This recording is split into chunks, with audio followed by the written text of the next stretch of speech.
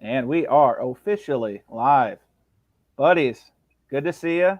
We're filming this first portion for the podcast, so we're going to be very professional. We're going to be very buttoned up in what we're going to talk about. I'm just kidding. Like there's no professionality here.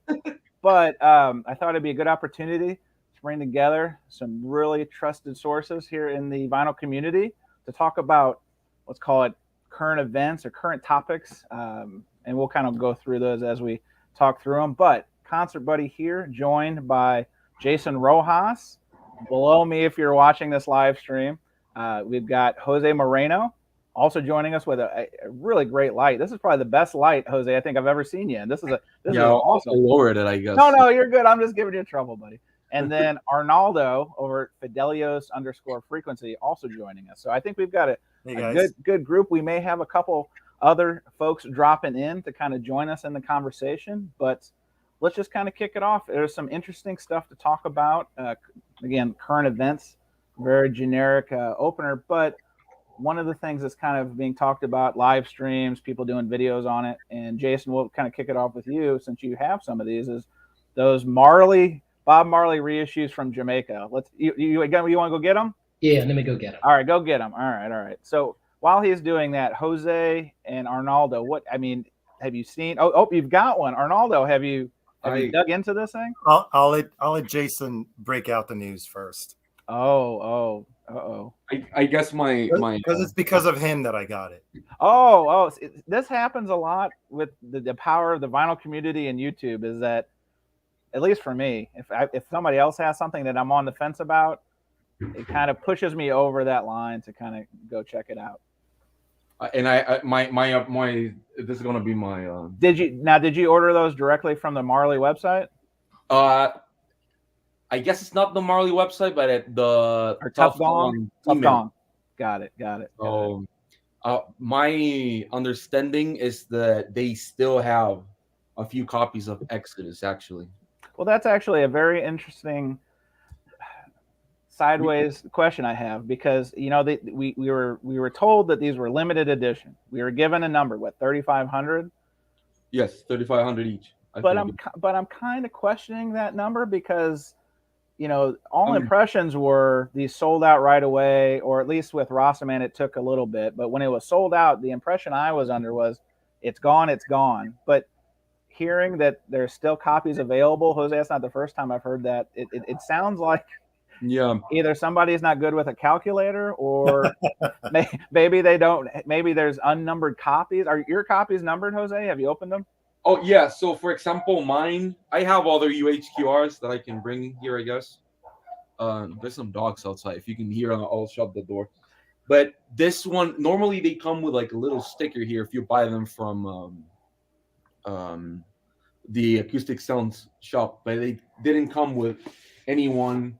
And the actual numbers of the jackets in here are actually very high. Like for mine, this is 3,153. So it's still technically under that 3,500 threshold. Yes. What I will say is this: I don't know what the deal with Tough Gong was actually, but I do know that, for example, if they promised 20% of the copies, that's still 700 copies. I know for a fact that they're gonna be slower at selling them, especially since. So there's a Facebook group that I'm guessing everybody here is very familiar with for like acoustic sounds, like a fan club for acoustic sounds. Sure, that sounds familiar. I'm part of that. And there's someone that was actually in Jamaica, and they took a photo of Tough Gongs. They have like a store or whatever. I saw that, yeah. They had like a shelf. Basically, they just fitted. It's just for like T-shirts or whatever. But they just haven't stacked them inside, and they had both titles. So my understanding is that they were probably advised not to sell them off like all on the website. Maybe just try to keep some. Hold some back. Okay, well that would make sense. Just for the shop, I guess. Like if you go to Jamaica right now, they're probably still there. But I'm like, I know for a fact that Rastaman Vibrations is sold out already from like their mail in order. But if you still email them, you might get Exodus. Based on like this, for lack of a better word, gift shop, they still may have physical copies around. They do, yeah, but at least Exodus, they do have copies to sell to you. And it's actually, I don't know, anybody here bought it? You bought it, Jason. You bought it from Acoustic Sounds, right?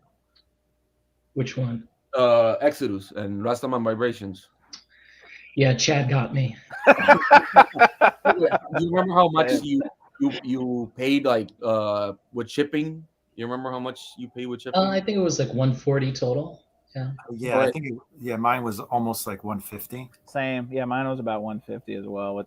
So mine was actually I shipped it to a U.S. address in Texas, and it was around 150. So it was like $15.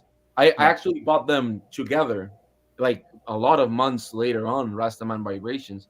So because very vaguely, well, not vaguely, but Chad mentioned that you could email them and get those copies, like one time in like one video for like a brief second.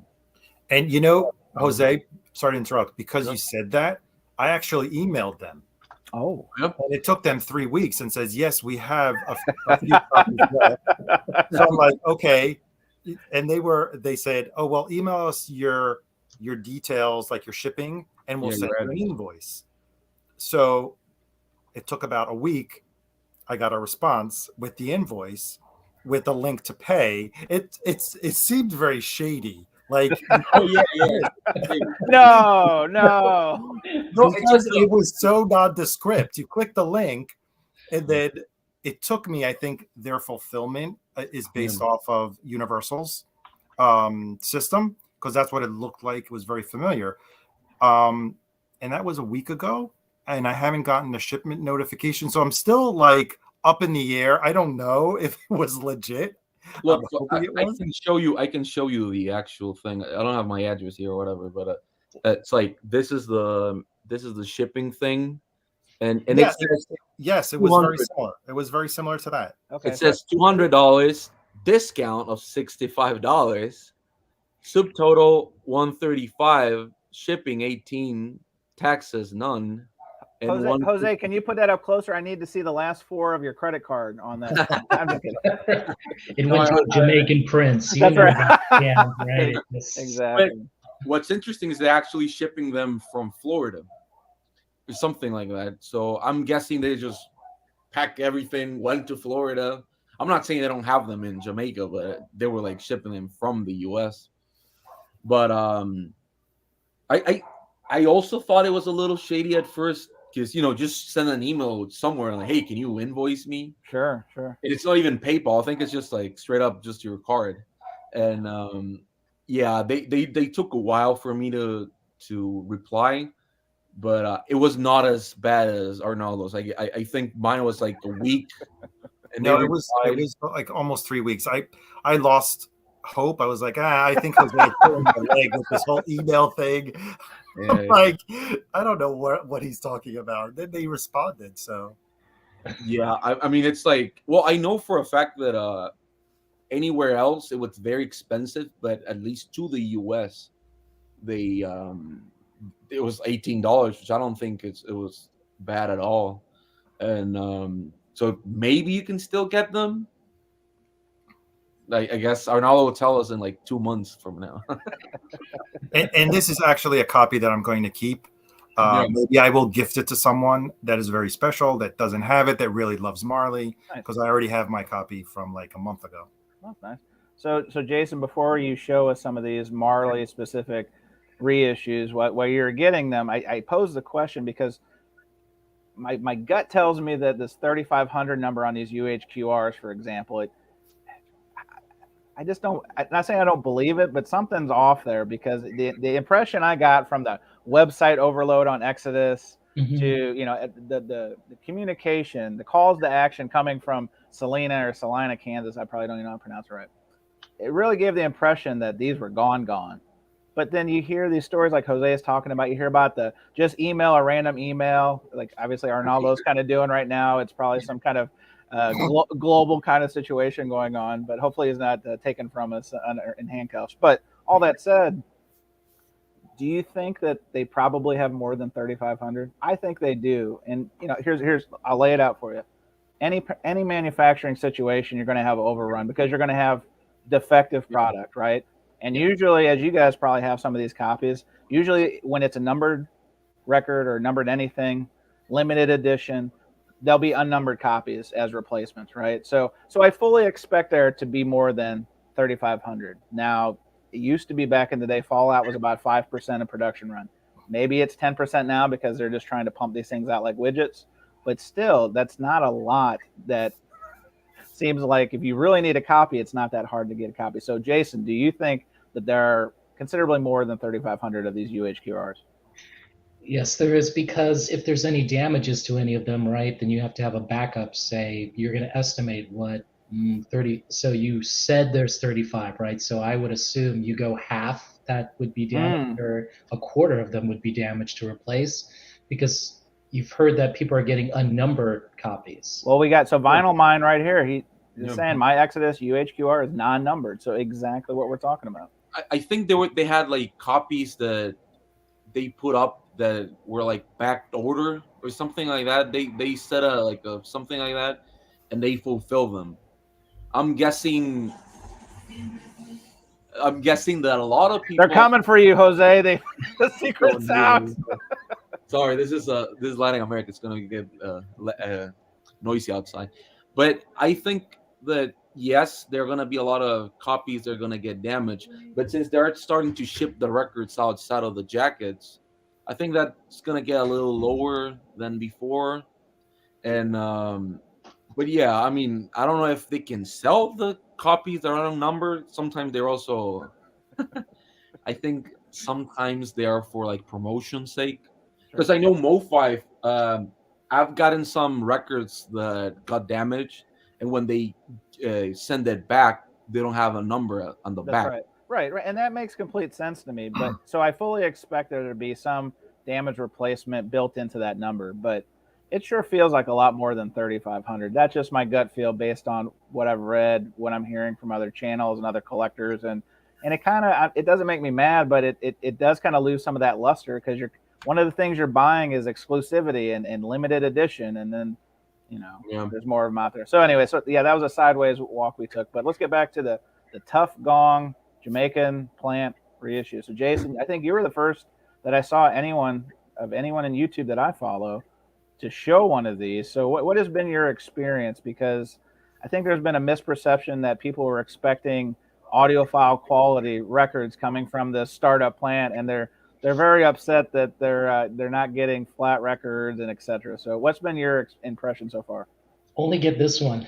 Why? Because it has the Jamaican mix. So which one do you have up there for the people listening at home? This is Catch a Fire. Catch a Fire. Okay, the one. So Arnaldo's holding to Catch a Fire as well. And what's the Jamaican mix for people like me that we don't know? Okay, yeah. So let me back up. So when Bob Marley and the Wailers recorded this record, it was very organic. And then Chris Blackwell of Island Records, who they were signed to in the UK, was like, this isn't good enough. So he asked a couple session musicians to overdub guitar and organ on it.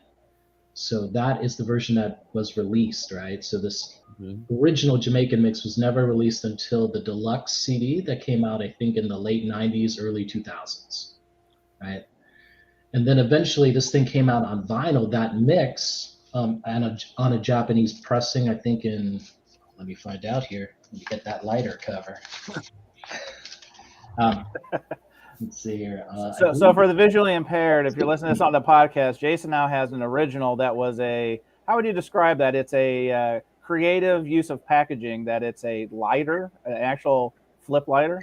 Yeah, so it actually originally came in this lighter cover. Okay, so that's an original. Okay. Well, yeah, the cover is, but eventually they decided to put out that 26, you can see that it says original Jamaican version. Got it. Okay. In 2016, they decided to put that mix that was on a CD, like a deluxe CD of this Catch Fire, and then they put it on the vinyl. I see. And then this thing is selling for, I don't know, $200. Wow. Okay. How long ago? I remember seeing like represses of how long did that version came out? So 2016, and I think like maybe I have to say they repressed this, the just Jamaican version, I think like 3 years ago, near the pandemic or the start of it, and that thing sold out. So here's the thing: they oversold. Tough Gong oversold this, right? Another second pressing of this, right? And then suddenly I got an email from Tough Gong. Hey, don't worry, we got you. We're gonna send you this. I'm like, what? What? You're sending it to my old address? What are you doing? So I was like writing Tough Gong, like, don't do this. I'm like, no. Abort. Yeah, don't send it. Send it to this address. They're like, sorry, bro. It's like we've been getting too high with the customer service. We didn't listen to you. Like, no. I need good customer service. I need it from this guy. So anyway, I got it sorted out by doing a trick. Because you can actually change using USPS, you can change the address for what, $20 or something, like to extend that. So they are going to send, like, they're moving my second copy of this Catch a Fire to me in Minneapolis. Wow. So, check you out. So how's the sound quality been? Are you happy with it? Is it what you expected? Are you mildly disappointed? Where do you land? I have very low expectations of this, but to have this mix when you're not going to pay $200 is great. Okay. But is this better than this? The answer is no, right? You want to take this and just light it up. To be honest with you. Jose, you're on mute. All right. Yeah, I mean, to me, like, this is totally worth it at the price point, but between $25, $35, like, this is totally worth it.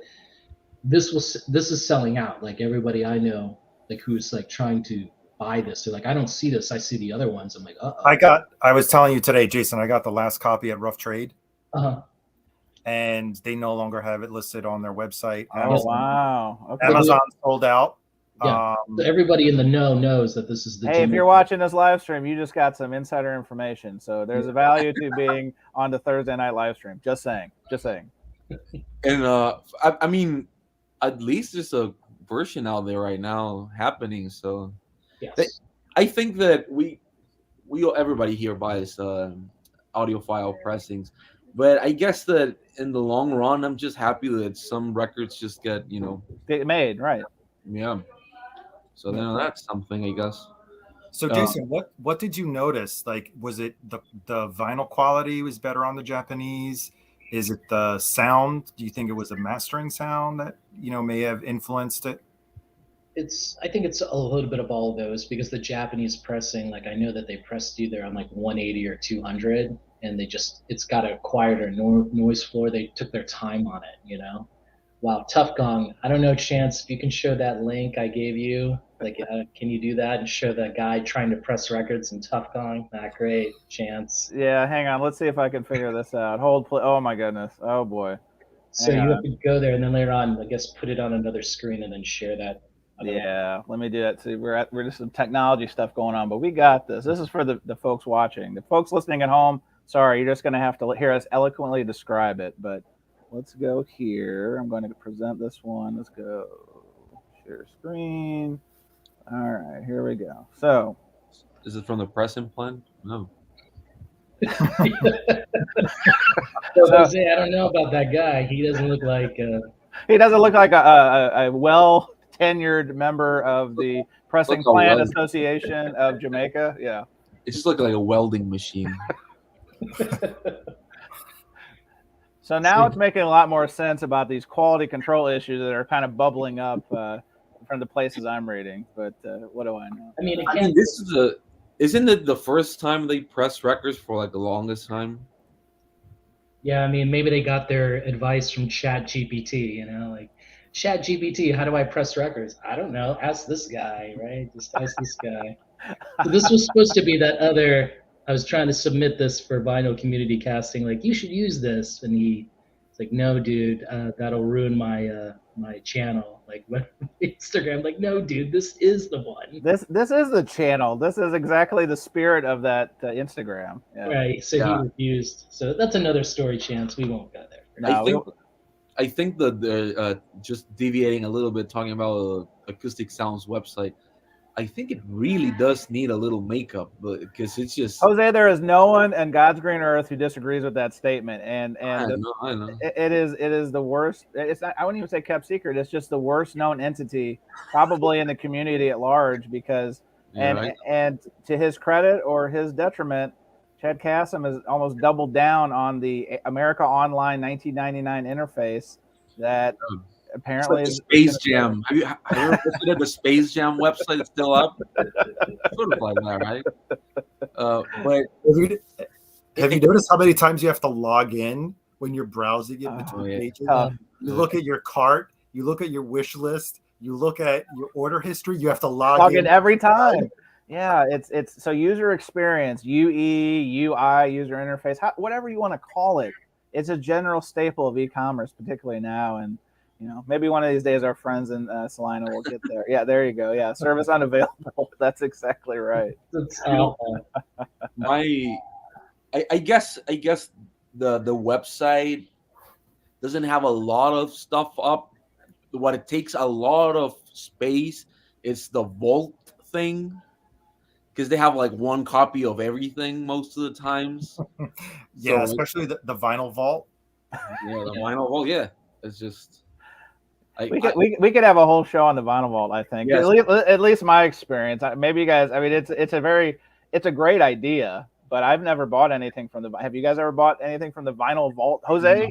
Okay, yeah, I did. I actually did, and that's when the prices were cheap. And then I tried to get this one where I thought it was going to be a deal, and then they wrote me, "Sorry, man, like we don't have that record, so we'll refund you the money. But don't worry, you're still going to get that Exodus." So I was like, I actually have a question about the vinyl vault. So Chad did a video like 2 days ago saying, "Oh, the OJCs, the original jazz, yep, they're going up in price right before we're going to put them up." So my question is, did they put them up as well, or did they had like we're going to put the regular? I want to know. I haven't checked, but I thought it was a weird. So I watched the same video, and here's what I'll say. I think there's truth in his statement. Did they literally just decide to press the Coltrane and Miles Davis OJCs again right before Chad did that video in the same week? No. Those have been on pre-order for several weeks. I think we have to remember, and this is not a negative comment, this is just an observation, is that they're in the business to sell records. And I think that anything they can to increase interest in the titles, I totally don't begrudge them for that. But those have been on pre-order for at least a month. Yeah. Jose, you have to trust him. He's a nice guy. He's there to help you. He's there to help you. He has like a cool background now that he does these videos on, like original Bob Marley marketing poster, whatever it is. I feel that I know there's a lot of people that must buy from the vinyl vault, but my experience has been that there's some titles that I really would like to buy. Sure.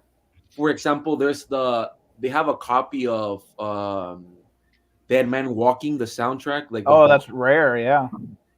But they have it for at least maybe not $100, but like $50 more than Discogs.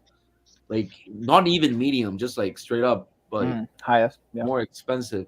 And it's just something that I don't know if it's worth it, just to get like used vinyl for like $50 more, just because it's on a website that I trust. I mean, I probably trust Discogs as much as I would, one of their websites. I mean, not really, but well, sorry, go ahead. No, go for it. I ordered once from the Vinyl Vault when he had that huge collection of classic records come in. I think it was like over a year ago. Mm-hmm. And I was like, I'll pull the trigger on the Led Zeppelin, and looks like it went through. And then I get an email that canceled it. That is a big challenge. Well, like Jose said, is like there's probably one or two copies, and their website can't keep track of the inventory.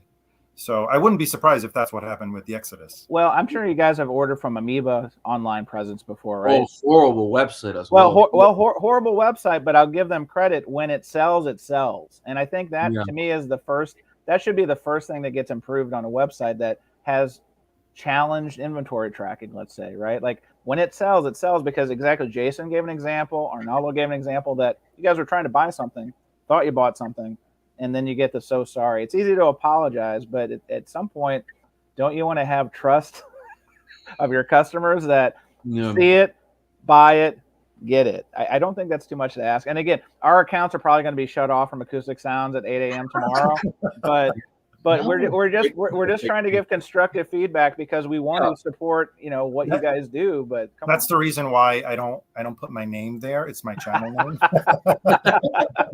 So Jason and Jose, if you guys need Acoustic Sounds, talk to us afterwards. Yeah. No, well, prepaid for Steely Dan. Come on. That's true. Yeah, they're going to ship those and then cut you off for sure.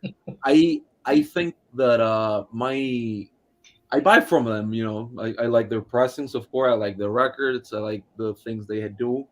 But yeah, the website throws me off. It's like, have you ever tried to buy like from independent record stores and they have the same template that you put like a name? It's just like The Cure or whatever band, and there's like 1,000 things come up on list, and they don't have any of them. Any of them. You can go like click no, and you got to go back.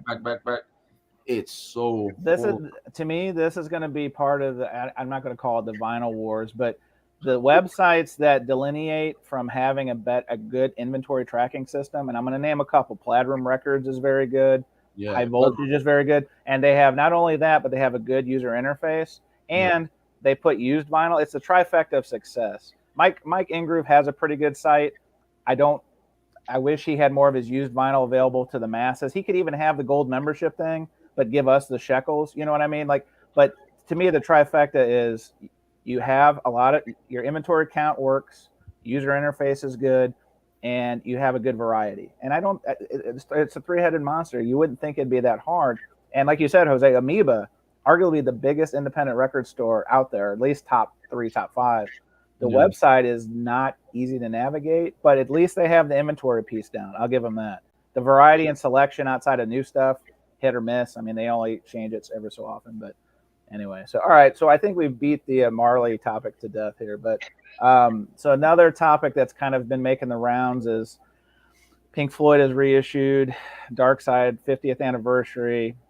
It sounds like they've, at least the people who've been shipping it in the videos and folks I've talked to, at least they're getting to the end recipients well. There's not a lot of broken boxes, split seams, all that kind of stuff. But I've heard some questionable feedback. First of all, does anybody here have that 50th anniversary reissue? Did anybody order that? I did not. Unanimous. Perfect. I didn't either. And it sounds like that was probably the right move. If you've watched, David Bianco did a nice review video. He compared it against 3 other types. I forget, there's another channel I watch it. But so if none of us have listened to that piece or gotten that piece, Jason, I do know you did get in conjunction with that, they also released was it 74 Wembley performance? So it was right in that Dark Side era. And I believe it's in the box set, but you could buy it separately, which I thought was a smart move. So there I think anything in the box that you can get separately. Okay. No, except for the 50th anniversary. Oh, so you can't, but that's the only way it's an exclusive. Okay. That's limited to the box set. Us plebes, right? Plebeians, sure. BC peasants could only get this thing or the book, right? But this is like a great value to get this, right? I think I've stated this before. The music sheet, I know that you can buy that separately. Like produced by Pink Floyd. I think Pink Floyd's only 2 dudes, so I don't know.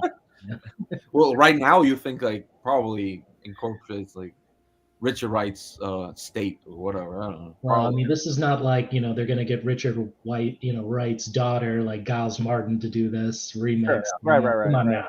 No nepotism in Pink Floyd, I hope. Come on. No nepo discussion here. Come on. No. But yeah, this is great. Again, I think this cost me, what, $30 I think. Yeah. Ballpark, yeah. MSRP is about 30, yeah. And it I recommended people to get this because they do that what is it? They I think there's that voice talk over about having anxiety or something, and they chose the one where the guy's saying the F word, and they just reloop it. And it's the best thing to hear when you get this record. You're like, oh my gosh, that is hilarious. Like, if you can imagine yourself, I mean, I wasn't born at that time or whatever, like a teenager when this album came out, but it really puts you in that place. Like, they're goofing with you, right? And they're putting that like voiceover on a loop, and you're at the concert and you're like, man, this is going to be the best ever. And they're being very funny about it. So this is totally worth getting. So here's my thought, and I'll open it up to you guys too. Live albums for me are hit or miss. Obviously it depends on the recording source. You know what I mean? The mastering, all the usual bells and whistles, right? But if it wasn't recorded properly in inception, you're fighting the headwinds of releasing a good title. So you've listened to it, Jason. Do you think they did a nice job with how they put this all together? Yeah, they did. Okay. Because they care. Okay. But I mean, I think they did this on the Immersion. This is from the Immersion box set that came out, I think, 2 days ago. Yeah. Oh, it's the same. It's the same show. Yeah. From the Immersion. Yeah. So you have it already. Huh? Well, I don't have the Immersion box that a friend did. So how clever the way they marketed it. They did not. No, they never mentioned fire anywhere that it was the content of the show was already available. See, that's news to me. Like, correct. Well, yeah. So it was, but only on CD, right? So this right. Okay. They put it on vinyl. So that concert has been. It was a big bootleg at the time. Yes. The reason that I was very bummed out about this release is that my personal era of Pink Floyd that I enjoy the most. I think everybody here has heard me talk about it before, but for those out there, I'm one of those guys that really like Pink Floyd before Dark Side of the Moon. You know what, Jose? Lighten up. Just lighten up. Oh, here's the light. I'll say this. I really, if you look up the bootleg, it's actually on YouTube. You can watch the whole concert. They took out echoes. They play after they did all the Dark Side of the Moon. They did echoes, and I would have loved if they just made like a 2-record set and put a little of that echoes, because to be honest, like, I enjoy Autumn Heart Mother is my favorite Pink Floyd record. So why? It's just because they seem to be trying to push the envelope way more than they were trying to do. They started up, when the Canterbury prog scene was like happening and all of this, and they were all trying to do like a lot of different stuff. And when Autumn Heart Mother starts, you can actually think, oh, you know what? Like, they're really trying to do this long piece, orchestration, and you can see the gears moving and think, you know what? They're up to something. Then they release Metal and they release Echoes. And that song is just mind-blowingly incredible, because there's not a lot of like effects going on, but I really enjoy that period. So I think that I would have really loved if they included Echoes, but they didn't. So for the folks listening, because this will go on the podcast next week, we're joined now by the illustrious Norman Maslow, who is opening my thank you note to him for opening up his home to me last week and my family. But there's no white powder in there. I was looking for a check, like when your sends you a check. Negative. It's actually an invoice. It's an invoice for the starving kids in Jamaica. The tough Gong factory workers are not being paid enough, and we need to support them. We're sending over our best and brightest to support them right now. I'm gonna cry. This is gonna make me cry. Oh no.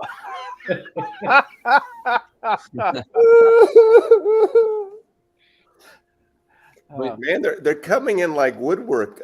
Tim is coming this weekend. He You've opened the floodgates of hospitality, so I'd like to think I was there at the beginning of this. Anybody here bought this one when it came out? The later years? The Pink Floyd? Yes. I have a huge box set, by the way, the CD. Let me see the cover. Which one's that, the cover?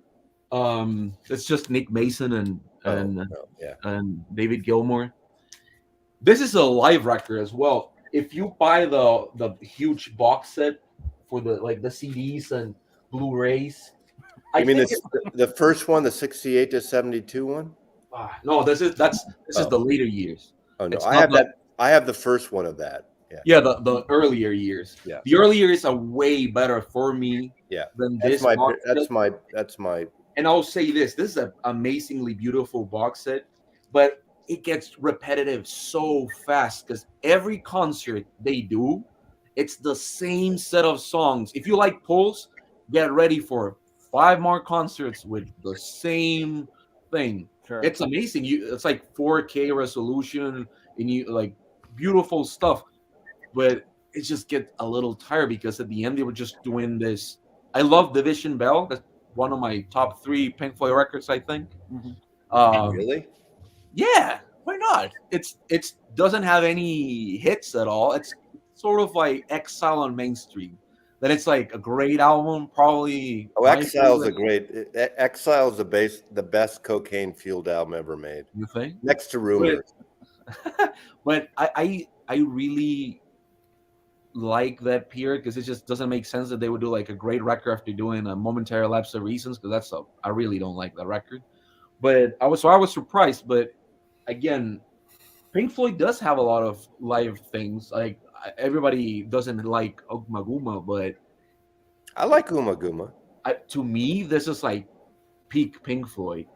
It's just I mean the studio part, it's necessary. If you didn't have this weird stuff and Nick Mason doing drums with his wife, I think, and Richard Wright doing stuff, and Manchester Meadows is beautiful. Yeah, the Gilmore, and then you have like the Roger Waters doing the weird vocal stuff that I actually enjoy. If that stuff didn't happen, like Echoes would not exist, and then all the other stuff wouldn't have existed. I like Dark Side of the Moon, but I think the journey to there, it's a little more interesting because they really map it out, and it's like and you can see their progression as a band, starting out like very not childish, but like the lyrics of Syd Barrett. I love Syd Barrett. It's just a different ball game, and then how they progress just from one record to the other. I think it's very cool. So I would have really liked if for this live stuff they had actually released the whole concert, because it just doesn't make sense just to have it's a small piece of the puzzle as opposed to the whole, right? Yeah. Just capture the whole time they were doing it live and have this. I think it would have been a little bit better. That's my take on it. No, you have to wait for the super duper deluxe. That's it. So Jason, you raise a good point. So we'll put a bow on this Floyd talk and we'll move to the next topic here. But before we do, so now this box set is out. Is it inevitable that the price is going to go down and then people will start picking up? Because that feels like the roller coaster of how box sets are going right now, is that they release it and the people who are super hyped to get it will pay full retail, or they'll use a coupon and pay almost full retail. But if you wait it out, if you can play the long game, as Jason is prone to say, if you can play the long game, you can actually get the same stuff for 30, 40, sometimes even more. So if it's 50% off, I'll just throw it out there. Would any of you guys buy this? For the whole box set or just the? Let's just say it's 50% off of MSRP at some point. Would you buy this 50th anniversary box set? I would buy it, because now it's at the right price point. Yeah. Look, what would 50% off be? 100? No. What is it currently priced at? I thought isn't this 300? 320. Yeah, so call it 150, 160 would be half off. It would sit on my shelf as just a doorstop at this point. You can buy it. I'm not even picking up that live record. I decided You don't want this? It's good. I think I'm sure it is good. Yeah, but right now, maybe because it's my age now, I think I'll get it. I'll listen to it for a week or two or whatever, a month, 2 months. I'll put it on the shelf, and when am I in the mood of Pink Floyd? Will I pull that? Probably not. So that's my point where I am now in my collection. I don't know how much these are going, but where's my copy? But the 30th anniversary, I've had this. And this is the is it Kevin Gray or Bernie? One of the big guys. I think it's Kevin Gray. Kevin Gray. This, from my understanding, is the one to get. If it's not the 2000, because the 2017 sounds good to me, but this allegedly is the I'm definitive fine one. with the 216, 217. I've James heard it Nefery. as well, and it's They're not bad. They're not no. bad. But I will say that I don't know how much this is going, but if it's going, I think it was going for like $100 on Discogs right now. Sounds right. That's still a third of the price of the box. Right. So if you just want this record, just get this one. To me, that's the biggest disappointment. I mean, for a 50th anniversary, why not do one great Version, audiophile version, right? And make it A, even make it a 60. fairy just dropped this in the mail to me. It's the Which one's 30th that? anniversary. Oh, what timing! Wow. This is the 30th. So Yeah, but what you did with the huge sticker, fairy just dropped it in the mail. I don't for think me. that's a nice way to talk to your partner that way. Well, You're it's supposed to okay. be What very- Sorry. look at it's this the sticker. music Is that too counts, soon? right? Is that too So- bad taste? Or no, where do you put this sticker on? Do you have it like somewhere on the house, just like hanging around? It's Is like it a the sticker or is it why just a it print? sticker? No, it's a sticker. Look, there's like the lines for Oh, to okay. peel off. And, I don't understand who would put this anywhere, but I enjoy this pressing. That's the one that I bought in 2003. So I would just recommend getting this if you only want this. My only problem is that I listen to this record like once a year. Mm. I'm just when I was 14, I listened to this record to death. I have sure. like no need. I actually have the guitar music sheet that they actually sell separately. And the book, it really looks interesting.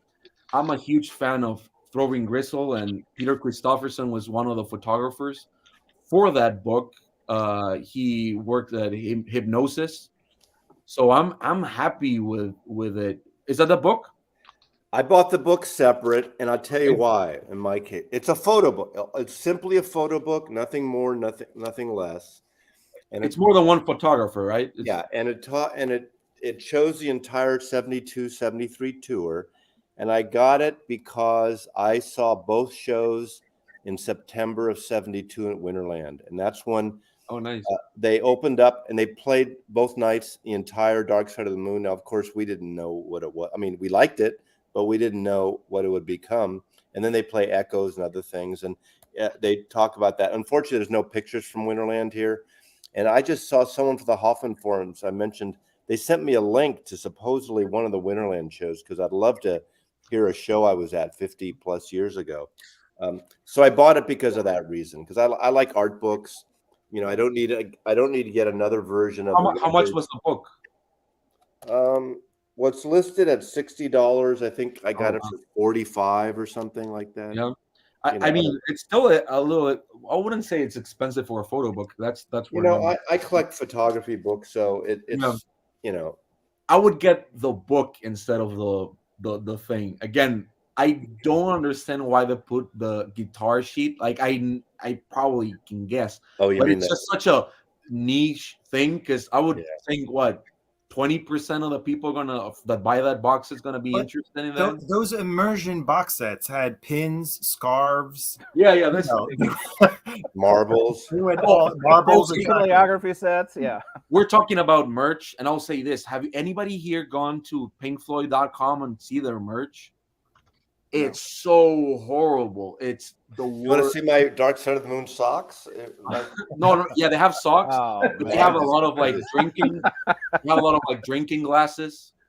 Sure, With- like shot Dear glasses. Norman, thank you for. Oh, sorry. Oh my goodness! I- All right, I- all right. I That's a good segue. Let's go to our last topic for this pod only version, and then we'll live stream freestyle. Is this a podcast? So we're going to do the first part of this, and it's going to be on the pod next week, Mazzy, and then Oh, we're just shit. going to freestyle. You're I fine. didn't sign a release. Well, you know, it's once you show your foot in a view like you just did, it's kind of all games are off. All right. Okay. So the last thing I thought we should talk about, I thought it'd be interesting to talk about, is the much ballyhooed or lampoon, depending on your POV. Miles Davis, Vinyl Me Please box set. AAA, Ryan K. Smith's involved. The first question to the panel is: anyone picking this up? Oh wow, we've got a quorum. So Arnaldo, what speaks to you of this box set? Because these titles, in fairness, are readily available. These titles, when done by Mobile Fidelity, in fairness, sound pretty outstanding. Where are you coming from on this? Okay, so I have started buying the current represses that MoFi is doing, and I think On the Block has not been repressed yet. So on the corners, yeah. Sorry. It's okay. And of the 7 that are included, I don't have 4 of them. Okay. And also, they're also presented a few of they're presented in 33 RPM, which I would like to experience. And the presentation quality of Vinyl Me Please is always excellent. Maybe I can have it without that stupid strip on top, but it doesn't bother me. But maybe I could have full bleed artwork instead of a banner up top. And I'm actually quite interested because they say that they are AAA. Yeah. They've been very clear that they were not allowed to use the original master tapes. So they're implying that they used a tape copy. Yes. Keeping, though, the process entirely analog. And we'll see how they stack up to the MoFi.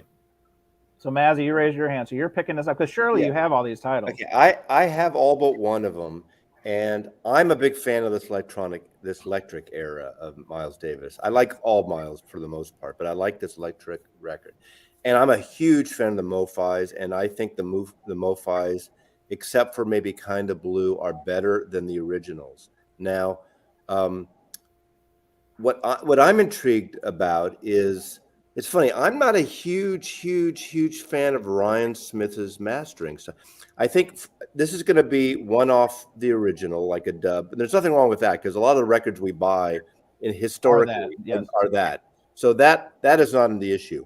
I think the big difference between the MoFis and these will be the mastering choice. And I'm a massive fan of Craig Wunderlich, the guy from MoFi, the guy who masters vinyl for MoFi. Even because he uses DSD, whatever the thing is, he is really good. And I think that's going to be the difference between him and Ryan K. Smith. And I think Ryan K. Smith, I'm not a huge fan of. So I'm really curious on the mastering choices. And some say this will probably sound more like the originals. Well, if that's the case, I like the MoFis better than the originals. Interesting. But I'm really curious, and I could always sell it if I don't, I don't need it, of course. And it was a little bit of a FOMO thing, but I like this, and it's really a curiosity thing for me. Well, and you're also on record as not being a Vinyl Me Please member. So did you have to go? I'm not a vinyl. No, Okay. I paid $3.99 instead of $3.50. Right? Is that what I got the discount? And the thing is I have about 20 maybe. I have all the Fiona Apple records, so I paid another $10 usually or whatever it is. I don't like to subscribe to anything, so I'm never going to be a Vinyl Me Please member. I'm not the audience for that. I think what they do is really well done, but I don't want something every month they have to worry about and respond to and opt out on or something. Well, it's like the old. It is a music club. It's very similar to sending in the cards to BMG and Columbia House. The maintenance part does kind of suck. I mean, I didn't get a deal. I had $150 in my PayPal and from various things, which is still my money, but I use that towards it. So I got $150 that were kind of free bucks, Mazzy bucks. Yeah, I'm with you. Yeah, Mazzy bucks, exactly. So Jason, I didn't see. Did you raise your hand on this too? I'm curious. Are you interested in this? Yeah, I'm definitely interested. I haven't pre-ordered it. Probably next month. I'm trying to save money for Den Bosch. I can't stand all these pre-orders coming up and blowing all my money, before I go on this trip. It's tough. It's tough because that's kind of the burden and the curse. Is there's some kind of cool stuff coming out, but you also want to be, like you're talking about. You're traveling. You're going to get a lot of. Hopefully, knock on IKEA wood here, you're going to find some really killer stuff in Den Bosch, and you're going to have to bring it back. But at the same time, I don't think you're a multi-millionaire unless I'm wrong, Jason. In that case, no. Okay. Jose, is this in your wheelhouse? What do you think? Yeah. I don't think I've ever really heard you talk about jazz before, so clue me in. The type of jazz that I listen to, it's not like normal type of jazz, I guess. I like jazzy things. I'll say that. Like, for example, one of my favorite bands of all time is Soft Machine, which always delved into the jazz thing, but never really 100% went into it, even though there's some records that are extremely just instrumentals. But and I'm not the biggest Miles Davis fan, but his 80s stuff and all that I really enjoy. In a Silent Way, I really like that one. I think it's probably one of my favorite ones. But I'm just curious, I like Vinyl Me Please. I am not subscribed, but I'll tell you why. I think that I really don't know. Like, I've been collecting for a lot of years, so I really don't know who it is it for, because the the classic thing and the other thing, it just, the type of titles that are coming out, they really don't interest me that much most of the time. I'll say that. I think they're actually pretty adventurous. And again, I'm not a Yeah, but if you're subscribed and you like really these, have to get a record, the cadet stuff, the Zamrock stuff. They're taking some swings. What was the one I have? The one over Yeah. here. I love the Zamrock. I bought the Zamrock. I found a copy at Amoeba, and it was about $30 over what Vinyl Me Please was selling it for. So I was happy. Arnaldo, do you have the Sparkle Horse Vinyl Me Please box? I do have the Sparkle Horse box set. No. So here's my experience with Vinyl Me Please. I subscribed when the Fiona Apple title came out. Yeah. I want to say that was about 4 or 5 years ago. Yeah, I think you're right. And I was a member for about 2 years. I got incredibly frustrated with, defective records. Yeah, same. Bad mailers, worst mailers in the business. Oh, the terrible mailers, damaged jackets, and slowly I was finding myself swapping or rejecting a lot of the selections because I wasn't interested in them or I had them already. So I suspended for a few years, and last year I joined again. Forgot what prompted me. There was, because they've been announcing like 3 records at a time, which helps. Yeah, I think that's what's coming up. Yes. So I started on that, and I didn't have any quality control issues. I want to say for the first six or 7 months, and I didn't swap any records because they were all records I was interested in. And actually, I found myself adding a few of those essential the classic jazz albums, like the Yusuf Lateef album, which was like incredibly surprising for me. I was not familiar with his music, so I really enjoyed it. And then I think I forgot another jazz title I added. But to Mazzy's point, I could see probably you have almost all of these records already in your collection, probably have originals. So I could see why maybe you're not, drawn to them, right? Drawn to like a subscription. You'd probably find yourself swapping or getting credit. Yeah. More often than than I would use it. I don't mind paying another $10 or $20 or so, whatever. So we have we have a question here from Show G Productions, and maybe anyone on the panel can. I'm not close enough. I can't answer this. We said that it's one off the original. It's a copy. So confirmed. Perfect. So are the MoFi Miles Electric albums mastered from the original first gen tapes? We said no. They're probably one off. They're from a DSD transfer from the original tapes, I think. Right. Yeah. Which my problem again with Vinyl Me Please is that there's some titles that I would really have loved to get. For example, the Sparkle Horse box, I think was one of the things that I really would have wanted, but it sold out quickly, and it was very expensive. I think it's Sparkle Horse records are like 5 records, if I'm not mistaken, and they did like I think 2. They expanded to do like 2 records instead of 1, and to be honest, I just thought I think it was like 350 something like that for 5 records. I think that's a little too much, at least then. So I didn't, but they sold out so quickly. The Grateful Dead box, I like the titles they chose because all the live records I really enjoy. Live Net, I think, was one of those. Yeah. But I think for this one, there's more titles, and I think there are only 3 titles in this box set that MoFi actually released, which is On the Corner, In a Silent Way, and Bitches Brew. So the other ones, it's gonna be interesting just to have some. So I have a good story in the Grateful Dead box. I think it was a weird set of records personally, but I like Right. all the Dead, so I'm a Dead fan. I Yeah. waited for a long time. Then I ended up buying it not from VMP, Vinyl Please, but through the Dead Net. I bought it like $400, right? I get it, and the entire case, the blue case, is split up the side. So I wrote them, and they said, we're out of cases. We don't have any more cases. What would you like us to do? Partial refund or whatever. And I said, well, if you give me 50% off, I'll keep it. He's got him, man. Wow. And they gave me 50% refund back. Wow, that's Yeah. pretty good. Cut to 3 months later, out of the blue from Dead Net, I get this. Hey, I remember you're looking for a box. We found one, but it's not numbered. Do you want it? I said, yes. So they sent me. So I have a perfectly good case, not numbered, my split numbered case, and I ended up getting the thing for $200 or whatever. Crush it. Crush it. People It's are very saying that the good. Jack It's Johnson very one good. was also. Well, it's that was that one record, right? Is it Without a Net, the one that hasn't been reissued? It's worth it for that one alone. Yeah, that's just. Uh-oh. Jose's went to the shadow realm. Jose, What happened? Frozen. Final Me Please has found Jose. the Now, final- now I could jump in.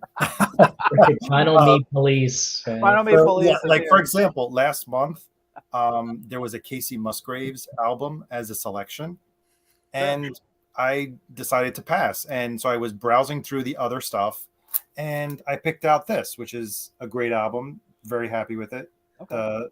These Sagar- I think this is technically the I second. don't know. That looks like one of those abortion records. is Sigaros. Oh, right, of course. That means free abortions in Swedish. No, I'm I just. forgot what it means actually. And free on abortion. that note, maybe Jose has left us for sure. So what we'll do is we'll wind this down. This will be the pod only portion. So Mazzy, we may have to cut out your abortion jokes. Oh, But anyway, this is. I didn't say anything about the indictment, did I? Oh no, we're going to do that on the freestyle portion. We can talk all about that. But anyway, I want to thank my guest, Jose Moreno Ron, who is now in the Shadow Realm. Hopefully, he comes back to us. Arnaldo Fidelios_frequency, Jason Rojas, and the one and only Norman Mazoff joined us. He's here. So thanks for joining us, and that will do it for the pod only. Bam. All right. So now freestyle. All right. Yeah. See. Someone, Jason asked, I'm drinking water, simple water. Oh, too funny. Oh man. So what else is going on in your vinyl journeys, fellas? What else? What is new and what is improved and what is Arnaldo? You look like you got something to say. No, nothing. No, I mean, I can say whatever you want. I mean, I can start showing records before Jose comes back. Yeah. Let's do that. Yeah. So what's been in your current rotation? Let's start. I don't know. Let's see. Let's start off with what I picked up yesterday. So was this on the same Rough Trade adventure No, you're talking about? Okay. I went down Village, and I went to A1 Records and scored a couple things. Sealed copy of Nana Cherry's Raw Like Sushi. Oh, an original 1988, 89? Yeah, Or is that I a think it's reissue? 89. No, it's 89. It's an OG. It still has the hype sticker on it. Well done. Nice. Cool. That's a good record. Now Buffalo we're going Stance. totally in the opposite direction. I don't know if anyone has ever listened to a scarier record than this one. What is it? Oh, I have that. Tilt. Oh, Is that, This is I have Tilt that. by Scott Walker. I love that. I have that record. Isn't this like scary as shit? It's a dark Scott Walker, man. You see where David Bowie got it. I mean, Ah. You just pull these out, Jose, like from behind you. I have it One who downstairs. could never. Jose's never, the Wyatt Earp of the vinyl community. He's got him in the Jose holster could at all never times. do. I'm not never bringing. do I'm a not walk running along downstairs. because He knows It's what all crazy his good records though. are. It's a good record. It's a dark record. Oh yeah, and this is You know, this was- yeah, of this course is I can. not actually. I think it came out in '95, but this one is a '97 pressing by Drag City. So I Yeah, think this is when That's it what got. I have. That's what This I is have. when it got released in the U.S. It's hard to find that record, man. I found it Yeah, sealed. I have it. Um, Yeah. Have you So listened I'm to not this one? familiar- Which one is that? No, You know I this don't. one, Arnold? No, I don't have Skywalker and Son. No, Son? I don't. I never listened to it. No, South. If you think Then that's this was scary, always on this my is list. nightmare. You know, you really when you hear a lot of that in Black Star by David Bowie. You know, Yeah. there's a lot of that stuff in there. So, Yeah, Mazzy, that's why I don't like Black Star, for because I anyone- think he was Oh, God, ripping I love off Black Scott Walker, you know? That's the first time I saw Sparks when that album came out. Oh, really? Wow. Come on to my house. oh, So what? Yeah, No, what's- I've Armando, what- never- I'm not familiar. What's that? Flash that one back up. I didn't get a good look at it. What is that one again? For the It's for the Sparks. uninitiated. Kimono My House. Oh, By got it. Sparks. Got it. Okay. If you haven't watched the Sparks documentary, the Sparks Brothers, you owe it to yourself. Okay, well, Even if you don't know the band. I haven't watched it because me neither. my partner will not watch it with me because of a story that I told him of my encounter with Sparks. Uh-oh. I Doesn't he go on vacation or go like out of town for? I'll have to do it when he's not around. So Yeah, the first time I met them, they were really nice, photo op and all. Second time I met them, I got cursed out. Why? They're assholes. Oh, Walter coming in hot. Oh yeah, did you guys hear that? Yeah. Yeah. Who was the asshole? You or them? I think he was very rude to me. Which one? Which one?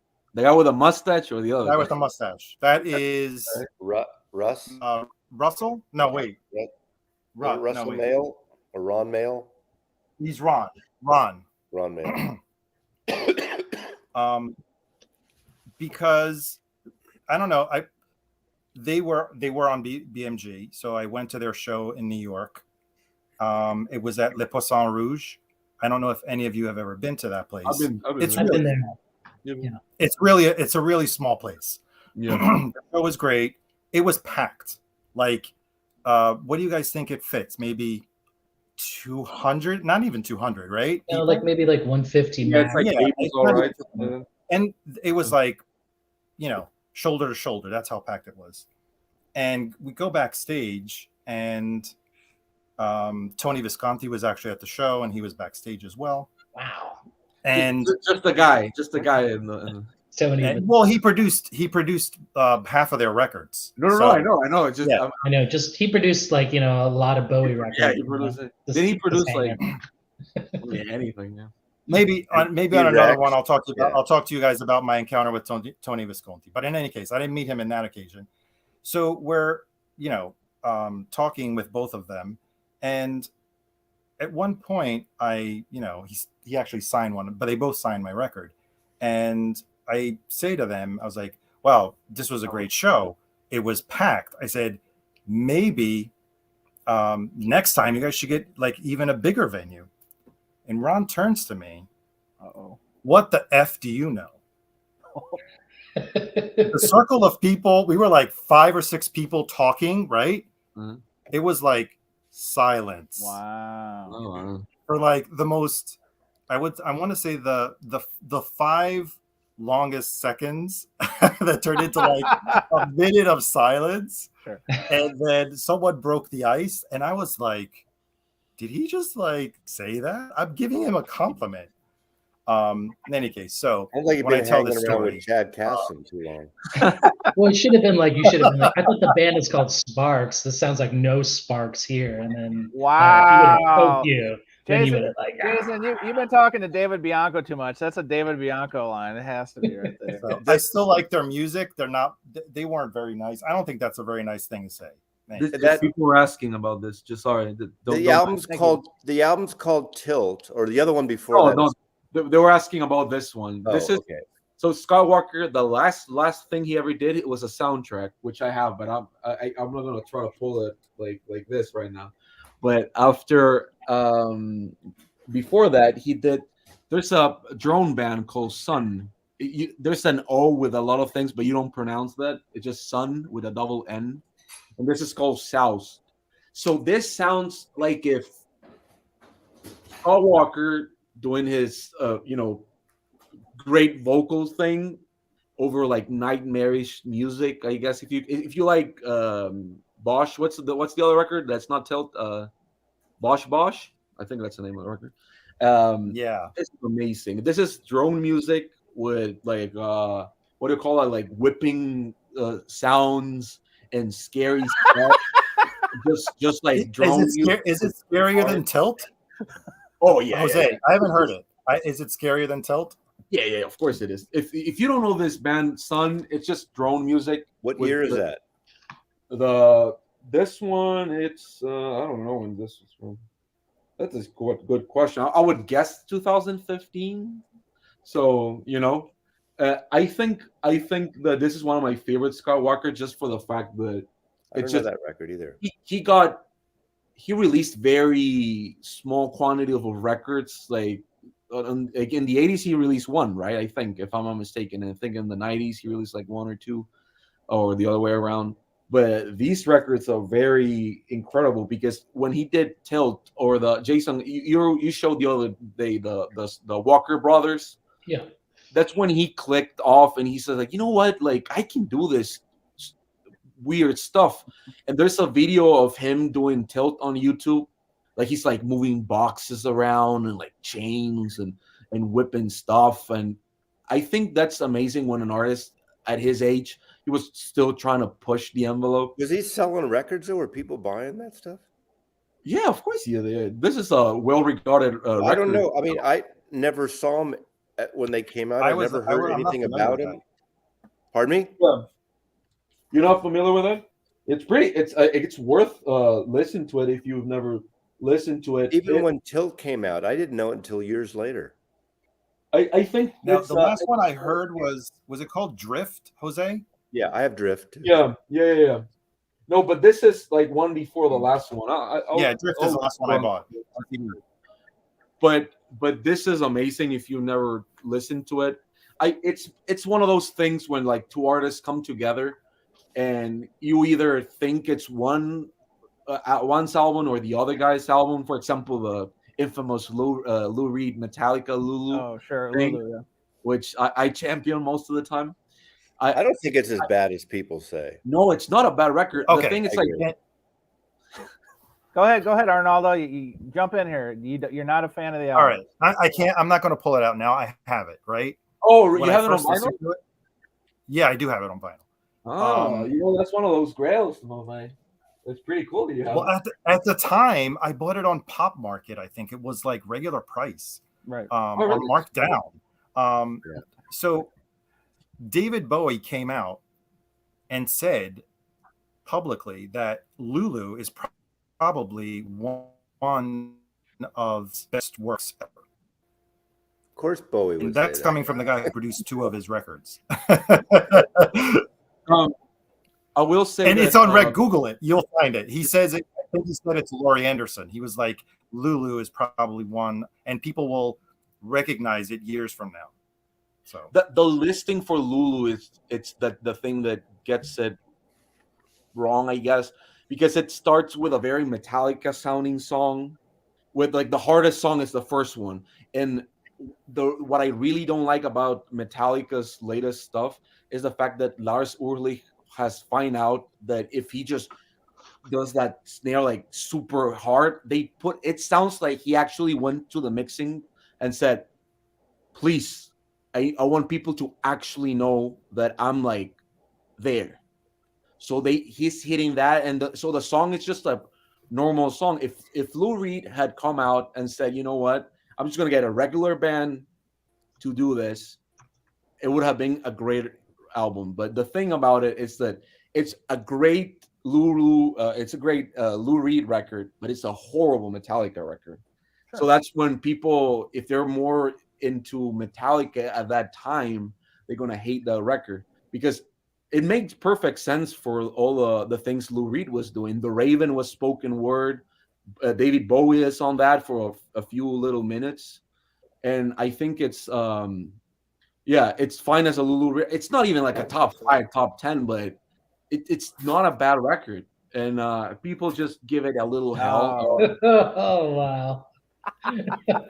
Jason, he's giving you a run for your money in the show and tell department tonight. I know. Oof. Yeah. I missed that record. I have it on CD. I just bought it on CD when it came out. Like that's a great nice. Oh wow. Have you seen that? There was a promo. There was like a promo thing. It was like a huge like one of those cans where they ship out like posters. And there's one that's huge and has like a CD and a huge poster. But the song that Bowie was talking about, it's the last song on the record. It's called what is it? Janitor Dad or something like that. Junior Dad. And Junior Dad. It goes as a very slow song, and at the end it has like this 10 to 15 minutes of drone ambient music at the end, and it's very beautiful. Like they say in the when they're talking about the record that two of the members of Metallica cried when he was recording that well, it must have been James, because James is a very emotional guy. Yes, James, like I think had lost his dad. Because like, Lou Reed said how he hated the Beatles again. That's why. No. I heard that Lou Reed made David Bowie I hate cry, the fucking right? Beatles. They were no good. Lou Reed made Metallica cry, you know. Lou Reed hated everyone. Well, and this was also right. This is Lou Reed's last album, if I'm not mistaken. Right? No, he did like a Tai Chi music CD that came out. Okay. Which I actually I saw Lou Reed's Tai Chi, because there's a book about Tai Chi that Lou Reed wrote that's coming out, or it has come out in the last few weeks, and I actually saw Lou Reed's Tai Chi master for free at the Lincoln Center in New York like a few years ago. But was that classes? Jose, was that posthumous? Because I'm going to the source of all things. Yeah, I was gonna say, so that's what I mean, because the source of truth that is Wikipedia is stating that Lulu was his last studio. But if this was posthumous, it's something along the title is something along the what's the Hudson River, something along those lines. It has something to about the Hudson. Okay. But it's it's just a little thing. But yeah, it's really weird that that's the record that he went out of. I mean, The Raven, if you listen to that and you like spoken word and you like Anthony and the Johnsons, it's for a brief moment on that record as well. Steve Buscemi's on that record for a very small. I love Anthony and the Johnsons. I mean, I like Anthony. I'm number one fan of Anthony and the Johnsons. Oh God, are you a friend of oh shit, what's the two sisters that were brought up separately? One lived in Paris, one was in New York. Oh wow, Coco Rossi. Coco Rossi, yeah. I saw them like 3 or 4 times at the Great American Music Hall. Their records are so fucking good, like freak folk, hip hop, psychedelic, operatic. Yeah, I have The Raven. I have that. But Coco Rossi, and there's a couple of 1 or 2 albums that Anthony sings on. Well, I believe I don't know if they were also on the Current 93 label where Anthony's first record came out. I don't know. You guys know Current 93 and what's his name? I forgot. Current 93, the folk singer from England. Yeah. And what was their label that Joseph? I forgot his name. Anoni. Well, and that's what he calls. That's what he's called now. What she is called now. She's called now. Yeah. So yeah, he was. Lou Reed was a huge supporter of him at the very beginning.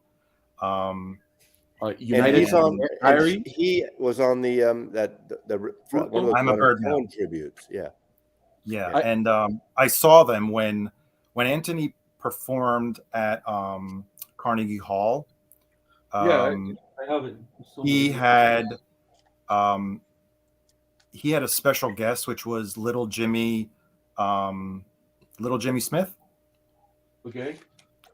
And he did like kind of like an opening for the show, but was an event that I have ever been to. I mean, 2 of the guys from Depeche Mode were there, Kurt Loder, Rufus Wainwright, all in the audience. And one point, I saw Lou Reed and Laurie Anderson sitting a few rows behind me. And I want to say 30 seconds before the lights went out, in walks David Bowie from the side entrance and goes and sits down right next to Lou and Laurie Anderson. That's a very New York story, to be honest. Oh yeah, I was like my jaw dropped because I saw him walk in. I was towards the front. That's a very. I see him walk in, and I was like, talk about starstruck. So Wow. You know, I like every time I've been to New York, I've always dreamed of like bumping into someone just walking in the street. It never happened to me. You don't see Sarah Jessica Parker just dancing around in Lulu shoes? No. No. But you know, those concerts. Have you ever been to those concerts? I know the Lincoln Center ones. I have. That they do for free. They're pretty good. I saw Patti Smith. No, I have never. You know, I've been living in New York for 27 years. I have never been to a show at Lincoln Center. Oh wow. Oh wow. I mean, I know. The only it's on my. It's one of those boxes I haven't checked yet, and I haven't been to the opera yet. Oh, I went there. That's like one of the first things that I went. I went alone just to see what it was, you know. But Anthony and the Johnsons is here on this Lou Reed record. But have you ever listened to the Berlin? There's like a live show he did in the 90s. Yes. Yeah. Anthony and the Johnsons sings Perfect Day. Is it Perfect Day or Stephanie Says? It's Stephanie Says. Perfect Day, the Lou Reed song, yeah. No, but it's Stephanie Says. Caroline Says. Or there's two. Stephanie Says is from Velvet Underground, and Caroline Says is the Berlin song, Beach right? Boy. Caroline, no. He has like 5 songs. He says he has Candy Says, Stephanie Says, and whatever the other thing is. But he sings that song. It's up on YouTube. But it's my favorite. I tell you, I can't get enough of Songs for Drella. I love Songs for Drella. That's an amazing. Did you saw? You have that's movie? a You know what that movie record. is? Yeah, that's a great. The movie. You know movie? Was it Lapachelle? Not Lapachelle. David Lapachelle. Who did the movie? The artist that did. No, but there's a live show of that at Berkeley. Yeah, there's a streaming service called Mubi, MUBI, with a I, and I would recommend. They did a transfer for that concert 4K, and it looks beautiful, very beautiful stuff. I would recommend it just for that, and they have all the Nick Cave and the Bad Seeds movies as well. So if you're into that, I think movies like $4 or $5. It's like Criterion Collection, just a little bit, a little bit cheaper, I guess. But I would recommend that just for a month and just see those in and out, sure. In and out. But that Songs for Drella, the live version for the movie, it's even better than the actual record for me. But I would recommend it just to get a sense of that, because it's pretty good. This is my favorite Scott Walker, by the way. Just that would be a great record store that someone to do the 4 Scott 1 through 4 as a little box. Right? I knew Jason he's holding back. This is my favorite. Make them big. I got it coming up. There you go. Night Flight. Oh, Night Flights, yeah. I'm not a fan of the Night number Flights. 2. Both did a cover of Look Night at Flights. And they're and I was shocked when I grew up and I found out they're not even really brothers. What? How did that make you feel? I just felt so betrayed. How much therapy did you I need? was more betrayed than finding out MoFi uses a DSD step. No. Walker brothers. They called themselves brothers for years, but they weren't brothers. Well, Mazzy, you know that Scott Walker's that's not his real He's last American. name, right? I know. That's not his last name. I know. I know. Pitchforks. This is worse than Santa Claus and the Easter Bunny. Pitchforks. Come on. MoFi debacle. They lied to me. They lied to me. God. You know what's the biggest? Damn you to hell. It's like Charlton Heston. You damn dirty apes. To me, the biggest ripoff musically in history. It's what's the name of the guy that did Mambo 5? Lou Bega. Lou Bega I think it's Phil Collins. Has zero. Phil Well, Collins like, covered it for the Lou Tarzan Vega has soundtrack, yeah. 0% Latino or Spanish blood. Oh in him. yeah, he's He's a fake full on. as $3 bill. Yeah, poser. He's like German. Is He's it worse than Millie? Okay, worse than Milli Vanilli's fraud? Yeah, to me, because look, it's a guy that everybody knows and thinks he's like from Dominican Republic or something like that. He's just a straight up guy from Germany saying stuff in Spanish. I think knew that. like, his parents are from like somewhere else, but it just amazed me how everybody just thought he was like from whatever, you know what I mean? So I was taking. He's from Dusseldorf, actually, where Michael. Uh-oh. You know, all these people that are all like heads exploding about MoFi and feel lied to because they're never worked in the record business, right? No, and I don't know why people didn't saw that coming. Like they released a lot of like records everyone is so digital honest forever in recording. the record industry. I'm sorry. But there's a lot of records that they released prior to people knowing about it that were digital, you know. So I don't even know where people are like, it sounds good or it doesn't sound good. If you like it, you don't like it, you know. Well, Mazzy, I think you have the definitive take on this that I think I kind of level set a lot. Is that you liked the records before, then you found this out. Did you not like the records the next day? And that's true. But then people like to use what's the term I'm thinking of? Not a double negative or but if they were all analog, they'd sound even better. Like, no, the only thing that I really didn't like was the pricing. Knowing that I was paying okay, I understand that too. Well, first of all, I'm going to take off the table the idea of the one steps because I'm not a fan. I don't buy one steps anyway. Take off one steps, take off UHQ. Traditional MoFis. So MoFi is $60, $40 to $60 MoFi. Okay. Yeah. They're more expensive. Who's to say that a really good digital cut with a heavy cover and all this stuff has to be cheaper just because it's digital? Why do we feel that's a necessity?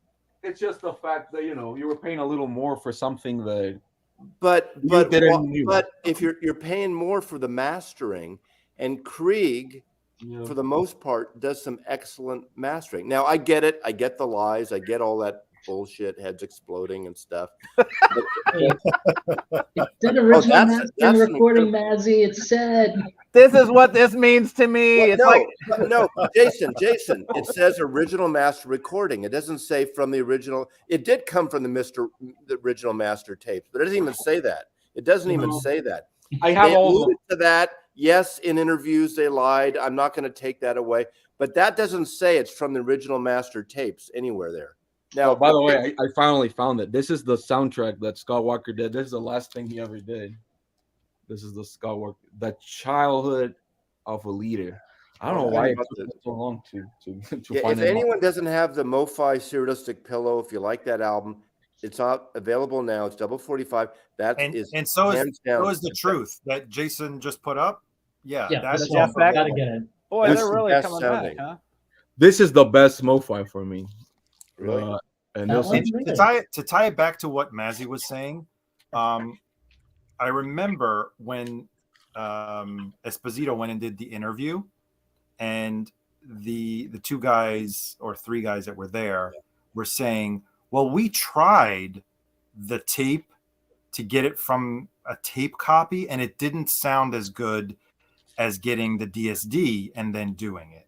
Yeah. So it'll be interesting, this Vinyl Me Please box, where they are using a tape copy, how it's going to stack up against them where they took the DSD copy from the original tape. That's what it comes down to, the mastering. Because last week or a few days ago, I posted a picture of the MoFi Nefertiti, right? Which I just got. And did you see what Joe Harley responded? Joe Harley, who works in all analog, who's so all analog.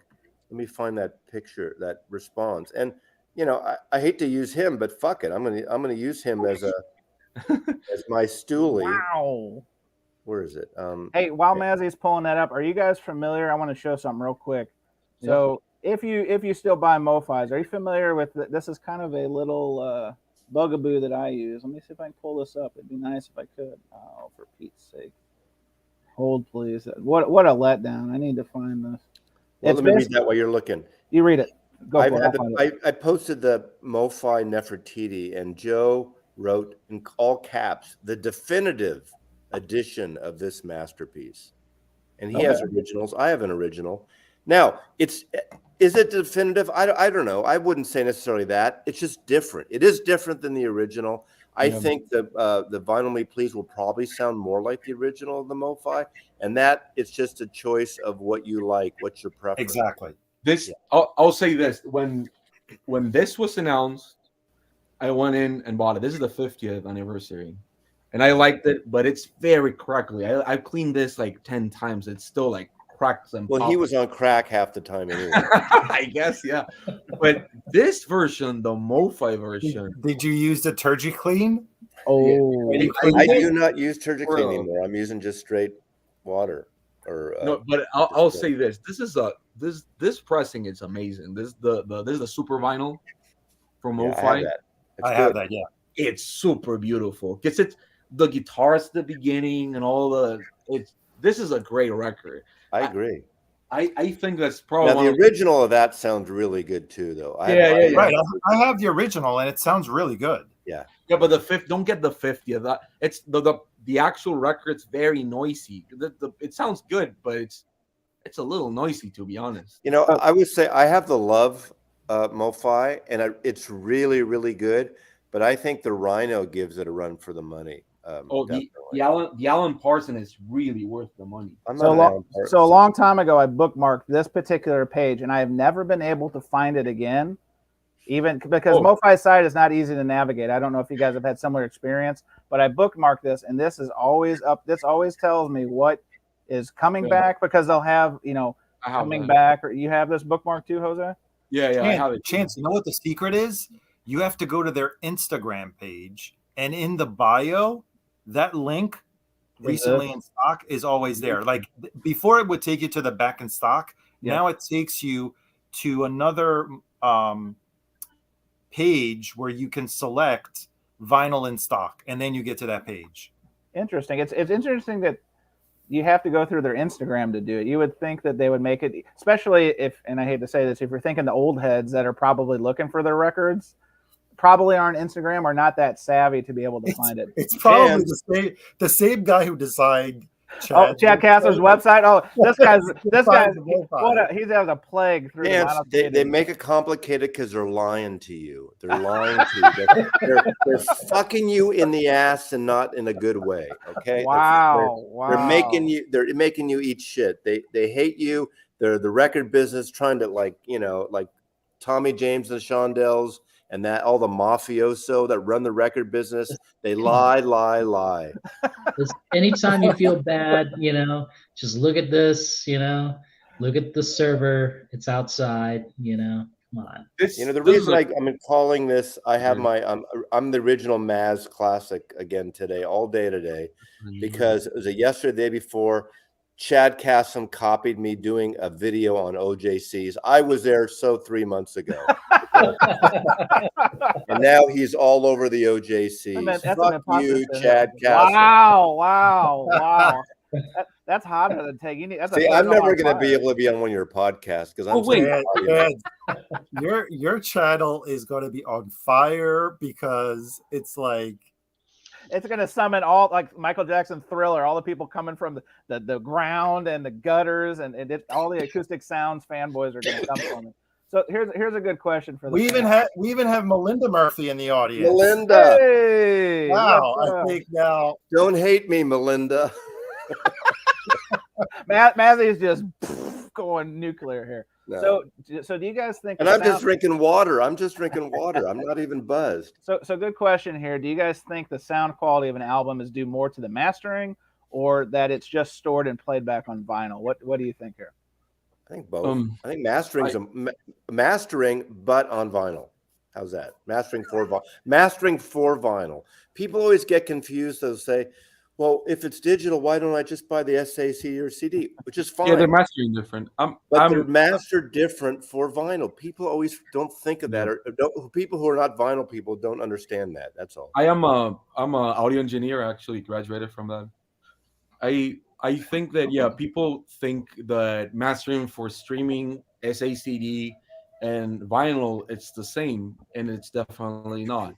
And even inside MoFi, there are two different people mastering Exactly. for SACD. Creed does the vinyl, and the other guy does the SACDs. When Exactly. when our artists deliver the assets, they deliver us files for mastering the vinyl, They files are for people. gaming, files for what is it called, MFIT, mastered for iTunes, files for CD. So they're all different They're all resolutions. different.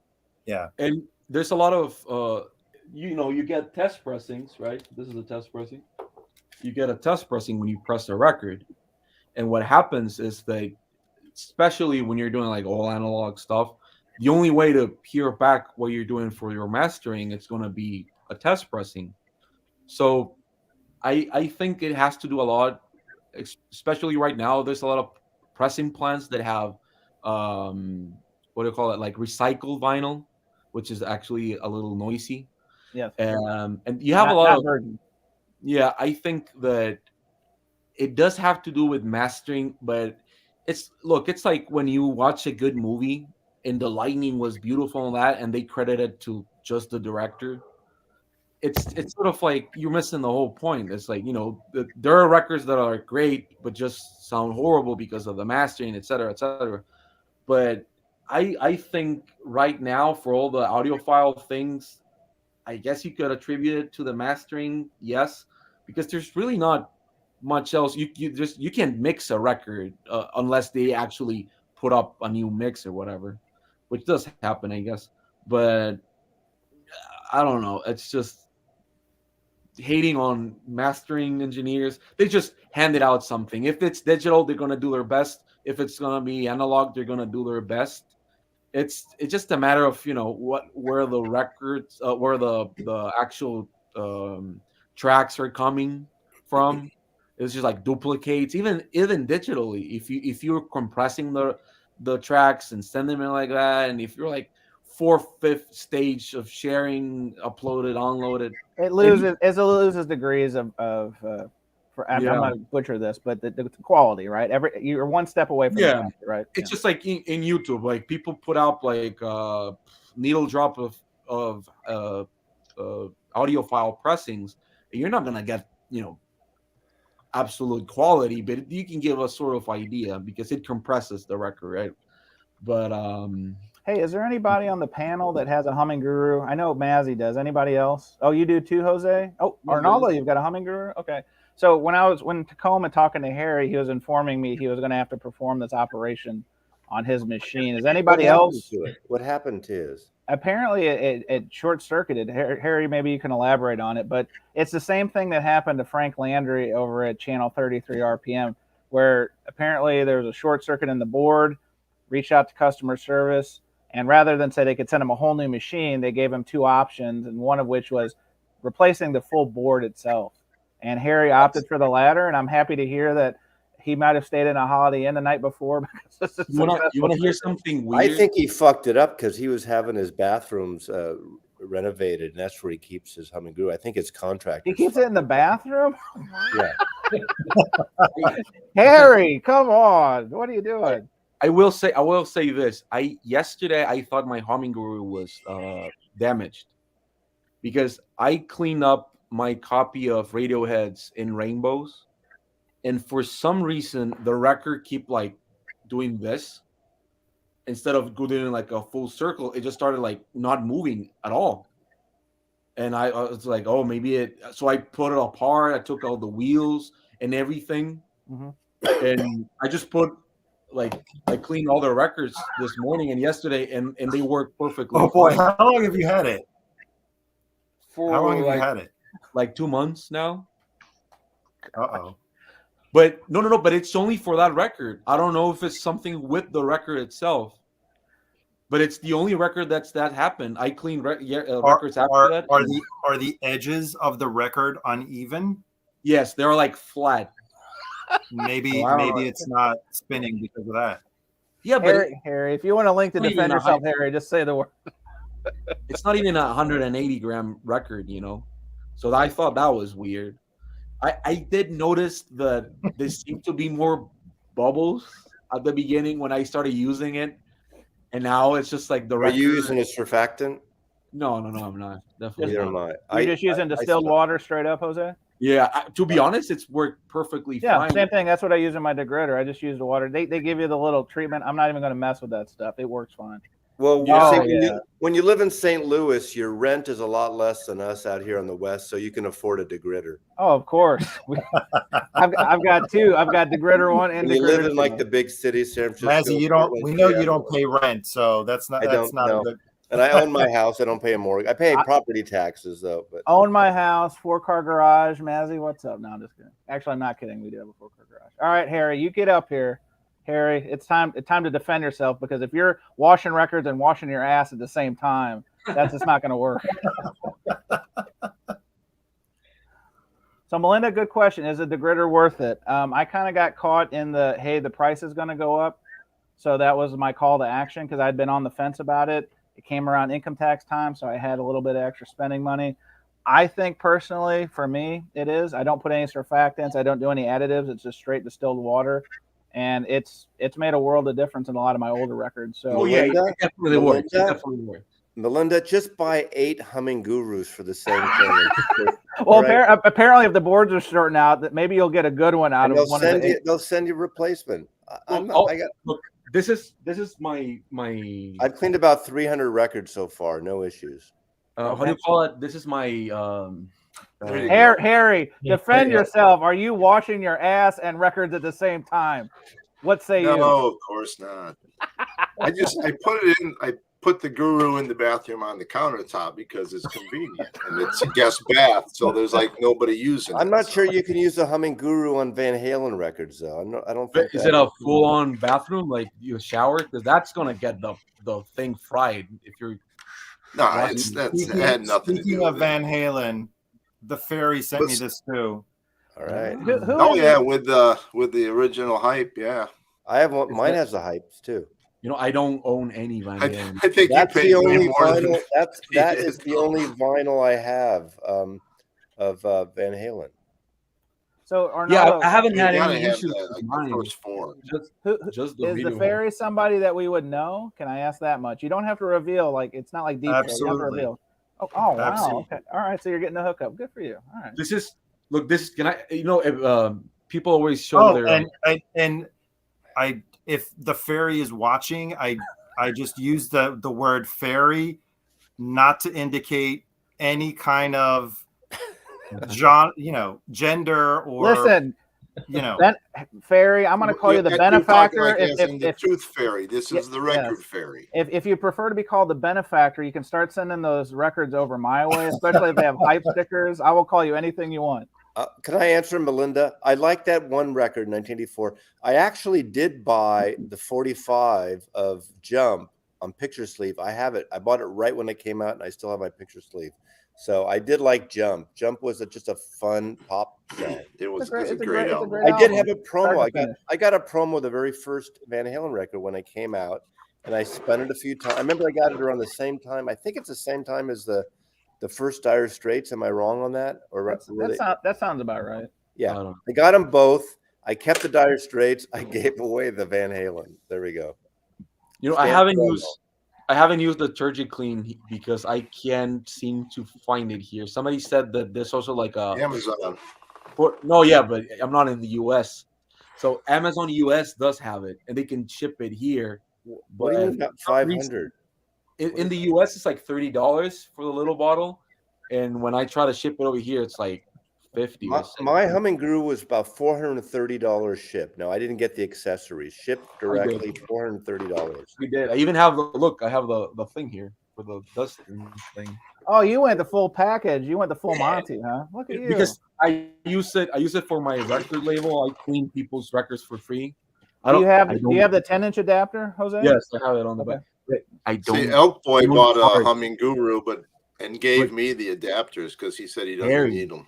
I don't charge $8 for cleaning records. I just don't. I know that. I don't. I'm never gonna clean 45. I just don't. No, but I might clean a 10-inch record now and then. So it was nice to have them. I gave them to me anyway. So. I recently got this record. I got it for $5. This is Velvet Underground's Loaded for $5. I got it here for $5. first pressing. Is that a first press? Yeah, it is. Wow. How did you get it for $5? So there was What? this is Latin America. There's So children watching, Jose. Keep that in mind. Children watching. Here in Latin America, it's a weird place to get records. I also got this for $5. Too tough to. Well, that's an easy one. That's an easy one to find. Is that the Ram I ones? guess. But I got. Yeah, but still $5. You know. Born Again. Yeah, but I got this for $5. So it was dirty, and the first 2 times that I cleaned it, it sounded almost the same, but I cleaned it at least 6 times. It just sounds perfect now. I don't know what. Do you think it improves the more you Yes. ultrasonic clean it? Yes and no. I don't know about anyone here, but I have consciously bought G Plus records. I don't know anybody here has paid more than $100 for a G Plus record, No. but I have. And what happens is something that actually Jason told me that was going to happen. And when you clean a G Plus, that's a great Bee Gees record. If you clean a G Plus record, the scratches are like buzzing. Like if the record is actually dirty and you get a G Plus record, leave it like that. Because now the music sounds good, but there's this like party. Harry, is this a Whatnot preview? Should I be showing you right now? No, these are mine. These are all my personal records I got today. Oh, where'd you go? Half price books. Harry, it's funny you mentioned nice. that. Is this the one by the mall there in Tacoma? So I'll talk about it in my video. That's a deep tease 2 weeks from now when I talk about my record haul from Tacoma. But we had more time after we left your company, and so we stopped at Half Price Books. It was the first time I've ever been to a Half Price Books with an armed guard at the front door. Yeah, well, you're in Tacoma. You know. I clearly had no idea, but all right, Jason. I called him and told him, guess who's coming to dinner? Oh, Jason, you got the Quiet X? Nice. So this is for Melinda. This is the one you got to get. Get it before unaffordable. What songs are in that record? I don't own any Van Halen records. Yeah.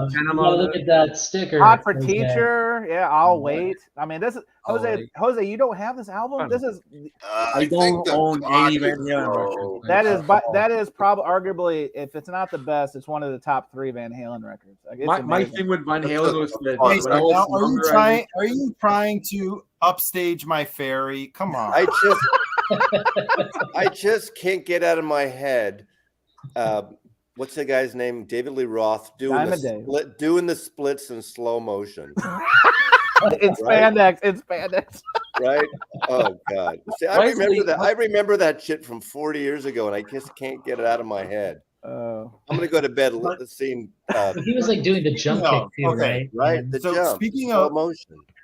Speaking of Jump, I don't know. I mean, when this song came out, it was all over the radio. Yes. Yeah. And I got so sick of it, right? Then a band. Oh, by the way, I just noticed now it has a sticker on the back too. Come on, you guys are flexing hard tonight. So I noticed, like years later, I want to say maybe 6 or 7 years later, this band called Aztec Camera did an amazing version of Jump. Are any of you guys familiar with it? No. Josh D, that's very true. This is still a great album too. Harry, You I'm can make coming to you.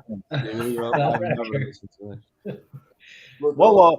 Oh man. Look at that chest sweater. Hang on, Harry, turn it back around, because for the uninitiated, the 80s was a time where just men were not afraid to show their chest hair. What happened to that? That's the downfall of America. I'm gonna be honest with you. Look at that. Look at that. Show it This is to a us. promo. Steve Vai, there you go. Nice. Yeah. I think I've never heard that record. I'm sorry, but I'm not a fan of Van Halen with Sammy? Hager. Yeah. Wow, Van. I Well, don't they're about to drop all those reissues hopefully this year. Oh, here we go. I should put you guys all in a row and you should show them all and be like, I think this is the first synchronized time in the swimming. This is the first time I ever showed a Van Halen record in the We're breaking new ground, Maslow. Here we are. No, you showed one in one of your videos. Maybe that one. when I got it at the Seattle Record Show last time. Yeah. Yeah. All right. Forget it. Mazzy, I I believe it. canceled all of my Your one Mobile step? Fidelity Did you? Van One Halen step? releases. Yeah, well, yeah, I don't think that's even worth it. Just audiophile Van Halen. Is that you think that's the thing? I don't know. Look, this is the record that I paid. I paid like 150 for this. What is it? This is a psych record from my country. Oh. It doesn't matter. But the thing is that this Is that a stunty record? no, this is from my country. So I don't think he knows it. But this is a great psych record. What happens here in Central and South America is like if there was a good band, all the copies are like sold to like people in the US or UK, in Europe. So if you look like for this record, everybody selling it is like in Europe or whatever. But this was a G+ record, and it sounded like whatever, like good. The music is amazing, but when I cleaned it, all the scratches were like on your face. Oh, So no. if you have a homing guru and you get a record that it's rare and you just want to have it, because this is the type of record nobody's going to reissue this, you know. Oh, you got the Mazzy. You're a closet Van Halen fan. Look at you. You've got all kinds of pieces. This is the only thing I bought when it came out. This 45. What's on the B side? I don't even know. House of Pain. I don't even know. I only know Van Halen 2. I think that's the only one record that I had on CD growing up. I mean, I know that one for all the Jump and Panama song, but I don't particularly. Oh man, that first album with Eruption and You Really Got Me. Wow. Oh yeah, I know Eruption. Well, I'm sure you've heard the story, Harry, that like Ted Templeton produced it, right? And when I guess Eddie was just noodling, that whole thing of Eruption, it was just Eddie just like warming his hands up. And Ted walked in and heard that, and he's like, "Holy shit, we have to record that! Like, hit record, do exactly what you're doing right now." And it's like, wow, insane. I mean, and Ted Templeton on Warner Brothers record in Harper's Bazaar, Feeling Groovy. He was in the band, that soft rock band. You know, he did 49th Street Bridge song. He was in Harper's Bazaar. Oh, okay. Wow, I didn't know that. Yeah, Ted Templeton. You know, let me show my favorite hype sticker of all time. That was written by Paul Simon. All timer, Jose. All timer. Show it. This is it. No, this is Arthur Russell. This is cello music. Electronic cello music. But so the reviews went out, and everybody was just like, "What the fuck is this?" So that he just put the hype sticker and says unintelligible.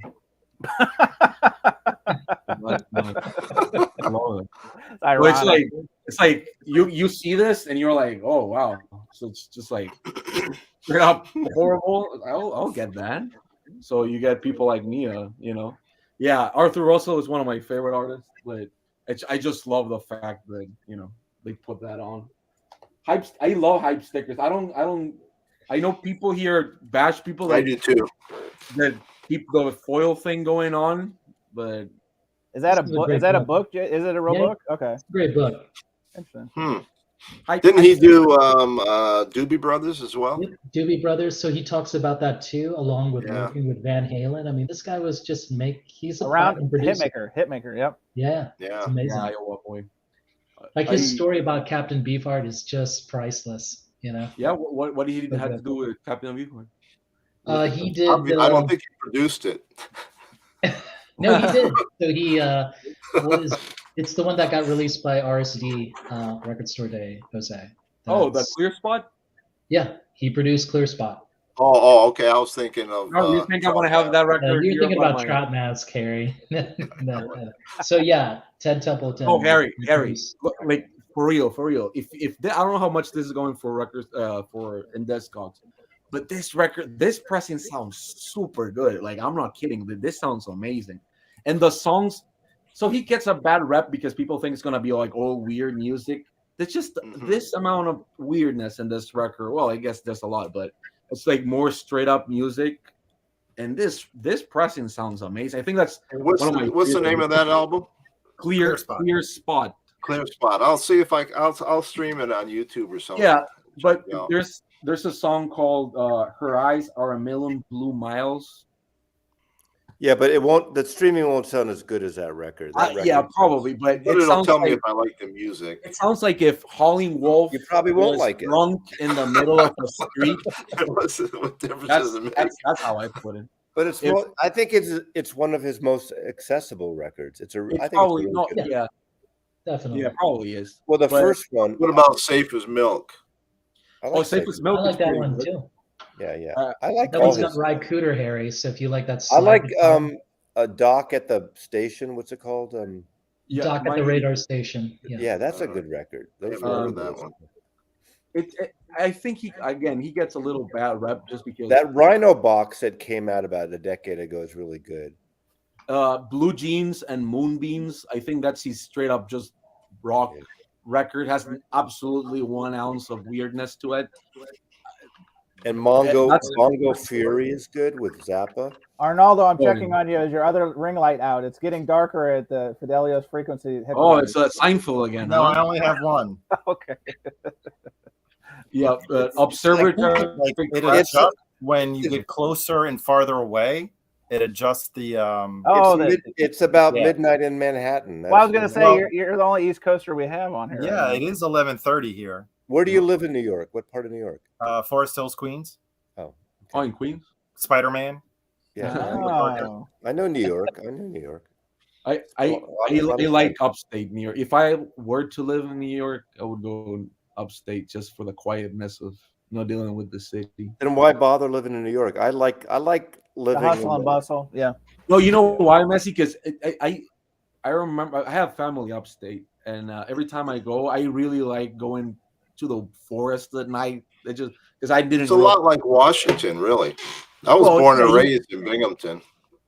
Well, that's Washington State probably is like straight up just woods all the time.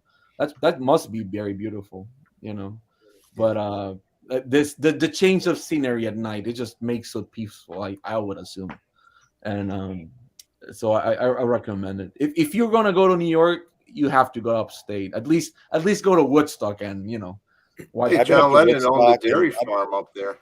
I went to Woodstock and Saugerties and all up that area. Yeah. There we go. What do you got? Forest Hills.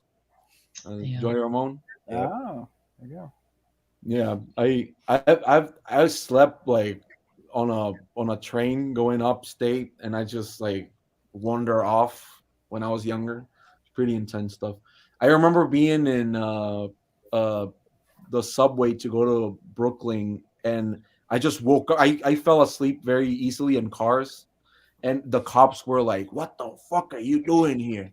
Because they were just like amazed that I was like with my backpack and my computer and everything in the middle of who knows where, and they have to escort me out. Pretty funny. What did you buy? Well, yeah, Jason, what did you do? She went and bought it. Great. This Clix pressing. This is like the best pressing. Jason's the pusher. Yeah, Jason is a bad influence, right? Yeah. I think Jason, have you got any rare Led Zeppelin? Did you see that? Check this out. Oh God, what's his name? The Irish guy back in Maine. Back in Maine? In Maine. He hasn't done videos in a while. I don't know. God, he's a friend. Shit. Hang on, are we playing charades? 2 words? Not Shane. I'm just blanking out on his Shamrock. His channel is Shamrock. Oh, Brian, Shamrock Records. Yeah. He found a copy today, a white label promo, double RL of Zeppelin. Did he make a video, or did he just send it to you? No, there's a picture of him and Gilbert, the old guy, the old little Ageism by Norman Maslow coming in. Did he say what he paid for it? No, he didn't say. No, but I mean, I don't think he'd pay a lot of money. So he found a white label promo, double RL. Wow. Right, I saw that on Instagram. That was amazing, actually. So that's what it is. Okay, yeah, because I was gonna say I haven't seen a video from him in a long ass time. It's been quite a minute. But he would do videos with, to borrow Mazzy's term, the old guy, and they would go on record hunts together. It was good stuff. I liked it. Yeah, they both live in Maine. He came out to visit me. The old guy came to visit me, Gilbert. Yeah. Hey, Mazzy, look what I've got. Uh-oh. I'm watching. Ooh. Oh my God. Can't you? What'd you get, a gift pack? Yeah, I mean, listen. It's what I had lying around the house. Did you want that, or did you want me to go out and spend more of my own money on a thank you card? For Pete's sake! Holy cow! That's Sorry. all. Here in Middle America in St. Louis, we actually have these thing called manners, and I was being polite to my generous hospital hosts. It was when I was very in nice. State. Very nice of you. See, look at this, Arnaldo. Look what happens. You be nice to people, and then you just. But did you get the $20 check in yours? Harry got something better. No, Harry but actually, I got something. I got a 20% off coupon at High Voltage. Oh, really? I bought from High Voltage. Just because he was there, I was there with him, and he bought so much. They gave him a full card. He actually gifted me 2 records.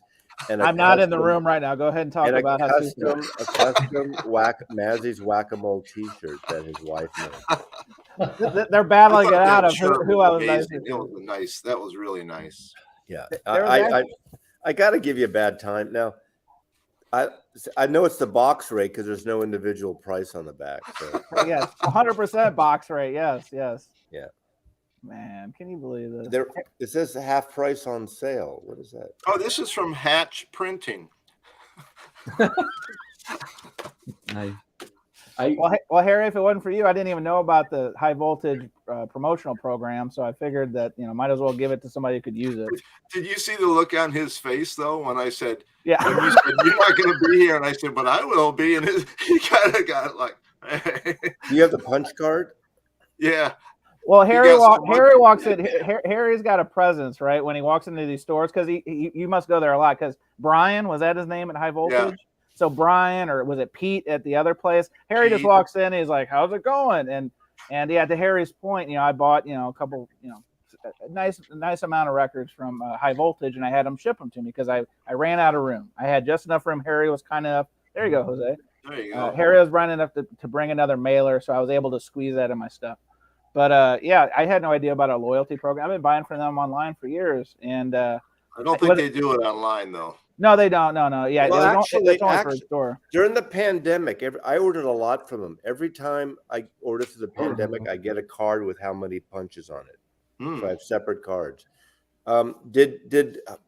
Chance, did Harry take you to that skanky record store too? They have to park in the back and hike up a mile or something. Well, again, I don't want to ruin my video, but and Harry hasn't heard this, but Harry pulls us around the back of the building. So Harry was nice enough. He's like, "Hey, you guys can ride." You thought it was a drug deal that you're going to get mugged there. I thought I was going to get gang raped because we get in the car and I was like, my son's going to see me take it. And, it was going to be a bad scene because we literally pull around the back of this building and it was like a lawnmower repair thing. And I was like, this is going to be some Deliverance vibes here. And I was trying to think of, how do I get out of this car? Yeah. How do I get my wife and son out here? And then how do I yell for help? Because apparently Tacoma is very questionable, right? But it was a nice shop. Fortunately, it worked out for the best. But for a half a second, Harry, I was wondering, okay, is this where I'm going to die in Tacoma, Washington, behind a lawnmower repair service? And as we're going up these steps, which are like ridiculous steps, I told Chance last time I was here, there was a used condom laying here. That's pretty. Yeah, so the Harry's also on the board of tourism for Tacoma, the city of Tacoma. So that's why I live in Puyallup. I have actually wanted to go to Tacoma for because one of my favorite writers is from there. I didn't know it was like sketchy. Then now I'm a second guessing. Well, only certain areas, like the ones that I took Chance to. only the ones that Chan visited. All right. That's right. Yeah. Every city. You should have went to the car museum while you were here, though. Chance lives in the murder capital of the world. Number two. We there's still room to grow. Number two. Yeah, you try harder. Hey, we were number one in STDs for a while. That was our claim to fame. So we've downgraded from STD capital to number 2 in murder. So is that the murder count per capita? Per capita, yeah. In St. Louis, I thought it was pretty chill place. I didn't know that. Well, so it's interesting. So a lot of cities. Chicago has to be one. Yeah. No, St. Louis. So St. Louis is like a lot of cities like Nashville, Indianapolis, in that there's a downtown and then there's like the suburbs, the county. Like the difference so the difference between St. Louis and those two I mentioned was the city and county and St. Louis have not found a way to work together and share resources. And so when you go to the city, it's very wild, wild west. When you go like into this downtown proper, like I live in what's called South City, so I'm just on the edge, and our area is probably the safest of the four. North St. Louis is rough. East St. Louis, which is really Illinois, that's where Ike and Tina Turner came from. Red Fox. I mean, it used to be a very culturally diverse place. Now it's just where the strip clubs are and where people go to do drug deals and so forth. You're into that. So, but yeah, I mean, as a tourist thing, St. Louis proper isn't like scary or anything. But there, like Harry said, there are certain areas you should not go to, and you definitely shouldn't go to at night. But we're also looking to move, so Yeah. The biggest problem in Tacoma is getting your car stolen. Carjacking. It's no, just stolen. You come Oh, out just are you guys having the Kia issue? Because Kia cars are getting apparently there's a design flaw in Kias and Hyundais that people, like they have the USB charging port. The criminals in St. Louis are very advanced because they figured out a way that you can hotwire a car through the USB port to. How do you even do it? Don't ask me. I mean, it's just we used to be really. The problem is. They don't know you. These guys that rip their car, they better be careful because once they start driving it, they're going to realize they have a U2 album they don't want. Anybody seen that Disney Plus thing? A friend made me watch that documentary. Letterman U2 special, right? There's like David Letterman interviewing Bono and The Edge. Hello, David. So how was it? South City dirty, baby. I'm not a U2 fan at all, but I have one record. You don't say. Yeah. I used to love. I saw their very first tour when Boy came out. I have The Unforgettable Fire. That's the They other were one. fucking great. They were great for a while, and something happened.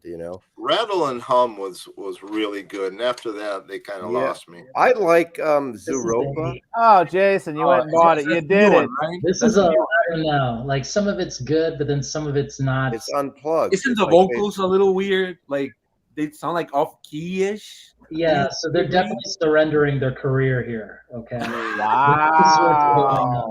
Yeah, I'm not gonna buy it. I mean, Harry, I got it because it was 20% off for me. Like it just they had a special, and I was like, you know what? I'll give this a chance. And some of it's been, fun. You're gonna give it a chance? Oh, wow. Are you? Yeah, Jason.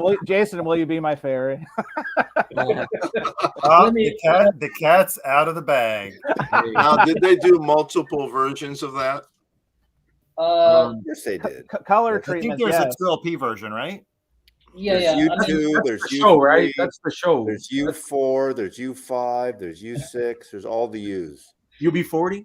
Hey, I'm gonna Jason, try to is that the best S3, all of them. Yeah. Jason? Is that straight up just the concert from the documentary? No, it's not a concert. It's the studio. Like these are like their greatest hits re-image. This is the photo you did not need. Oh no! Hang on, Jason. I think we're gonna. This is a wow.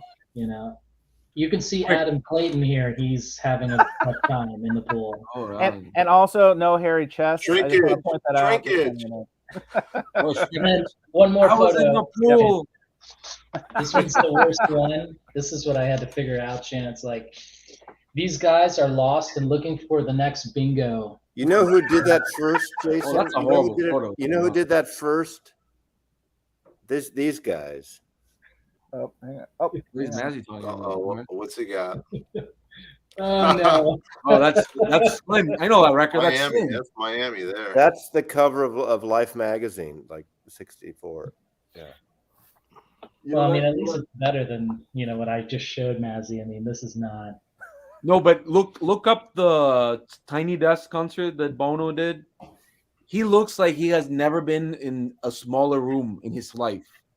He like, of course, he's just like a mega star. So he's he's been trying to build this whole huge house in Malibu or somewhere. He just looks like awkward. Like, oh my god, like there's actual because when there's like so many people, I imagine you can just like turn it off because just like look. Okay, can we do a poll? Okay, U2, Coldplay.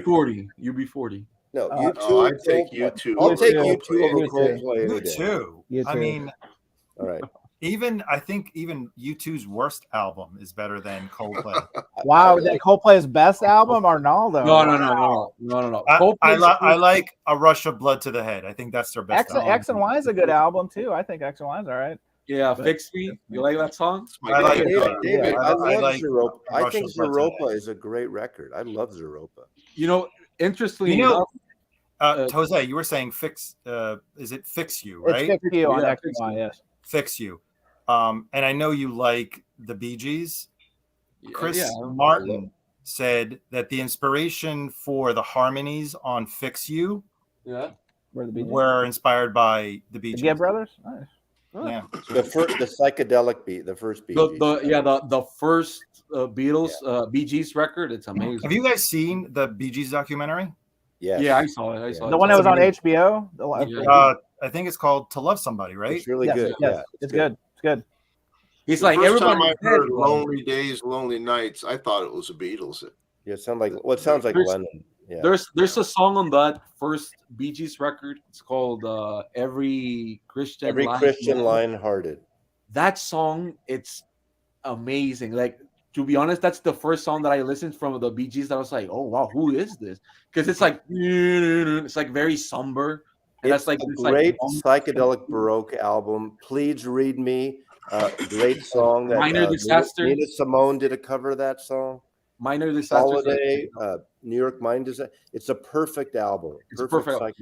And it's the same guy that did the Revolver cover, right, Matthew? Yeah, it's Klaus Vormann did the cover. Yeah. Which album I don't is know that? any other covers he The did. Bee Gees first. But it's not What his is it first called? album. It's just called the Well, first. They did an album with Spicks and Specks when they were in Australia. They're from the Manchester area. They emigrated to Australia. They came back. I have the vinyl of that box set. That's so good. Oh, nice. Yeah, But gives you all. That has Extras. mono and stereo. Harry, can you pull out the first album? I want to see the cover of it, like the album cover. No, that's not the first one. No. That's a great record. No. Horizontal. That's the That's first one. That's the first one. it's called First. That's the Bee name. Gees first. It's pretty psychedelic, isn't it? Yeah. But Arnaldo, just check that song first. Like, you would not believe that those are the Bee Gees. I put it to So people good. that are into nothing that sounds like the Bee Gees. And it's And that song 1967. actually- I'm not too familiar with the early Bee Gees. Oh God. No, me neither. that But is when I unbelievable. listen to that song, the Every Christian Lion Man. This is the one I got at half price. This is a German pressing. Oh, nice. That's nice. That's their I don't know where to That's put their my- third. I don't- Jesus Christ. That's their third album. Horizontals their second album. No, I mean theoretically they had like. Yeah, I've never seen this particular cover before. Well, that was the UK cover. Yeah. That's the only one that I actually know. You know, I've been hoarding these for Rob because he's trying to make me buy any. No, it's the first. It's the first one, Jose, the debut album, which is the sought after. Fast car. Oh, I know. I Self-titled. have like 3 copies coming in of the first one. You want to send one over? You want to be my fairy? You want to send one over? Do you need one, Arnaldo? Do you really need one? I do have extras if you need one. It's like I went to a record show last week. Again, Tracy Chapman, $75. I'm like, why is this so expensive? I get that record for like you know how much I paid for this one and the other ones. Oh, that's a great record. I paid $3 for this record. The felt cover, yeah. Oh, Of course, you know? got Yeah, it's hard Rojas. to find Rojas. that without the felt all gone. And the quiet. Oh, the hype stickers, Jason. You about done love yourself the Odessa record. Yeah. Pretty good. here. And corner cut too. Look at that, beautiful. Promo. No one bought this one. I saw her in concert in Seattle. Really? What year? Oh, probably 15, 16 years ago. A fellow by the name of God, who was the opener? Elvin Youngblood Hart opened. He was really good too. And coincidentally, if you're playing the home game of the live stream, today is Tracy Chapman's birthday. So, are you signing out, Nevin? Wow. I was Oh, waving. it is, yeah. I was waving Eric goodbye to Clapton, Nora Melinda. Jones, Ah, Yeah. Warren Beatty. Good night, Melinda. Actually, I'm going to sign out because I can't take this abuse anymore. But I love hanging out with you guys. good hang. Yeah, we'll probably wind this down because Arnaldo is he's got to be a productive member. School night. It's a school night. Even though I'm I've got to working go from too. home My tomorrow. dog needs to go outside. Oh, there you Idea? go. Thanks, everybody. Thanks, Chance. Hey, it's good to hang, guys. Thanks for coming in. We're going to wind it down, and we'll do it again maybe in a couple weeks. We'll see how it goes. Thanks, fellas. Talk to you soon. Night. Later.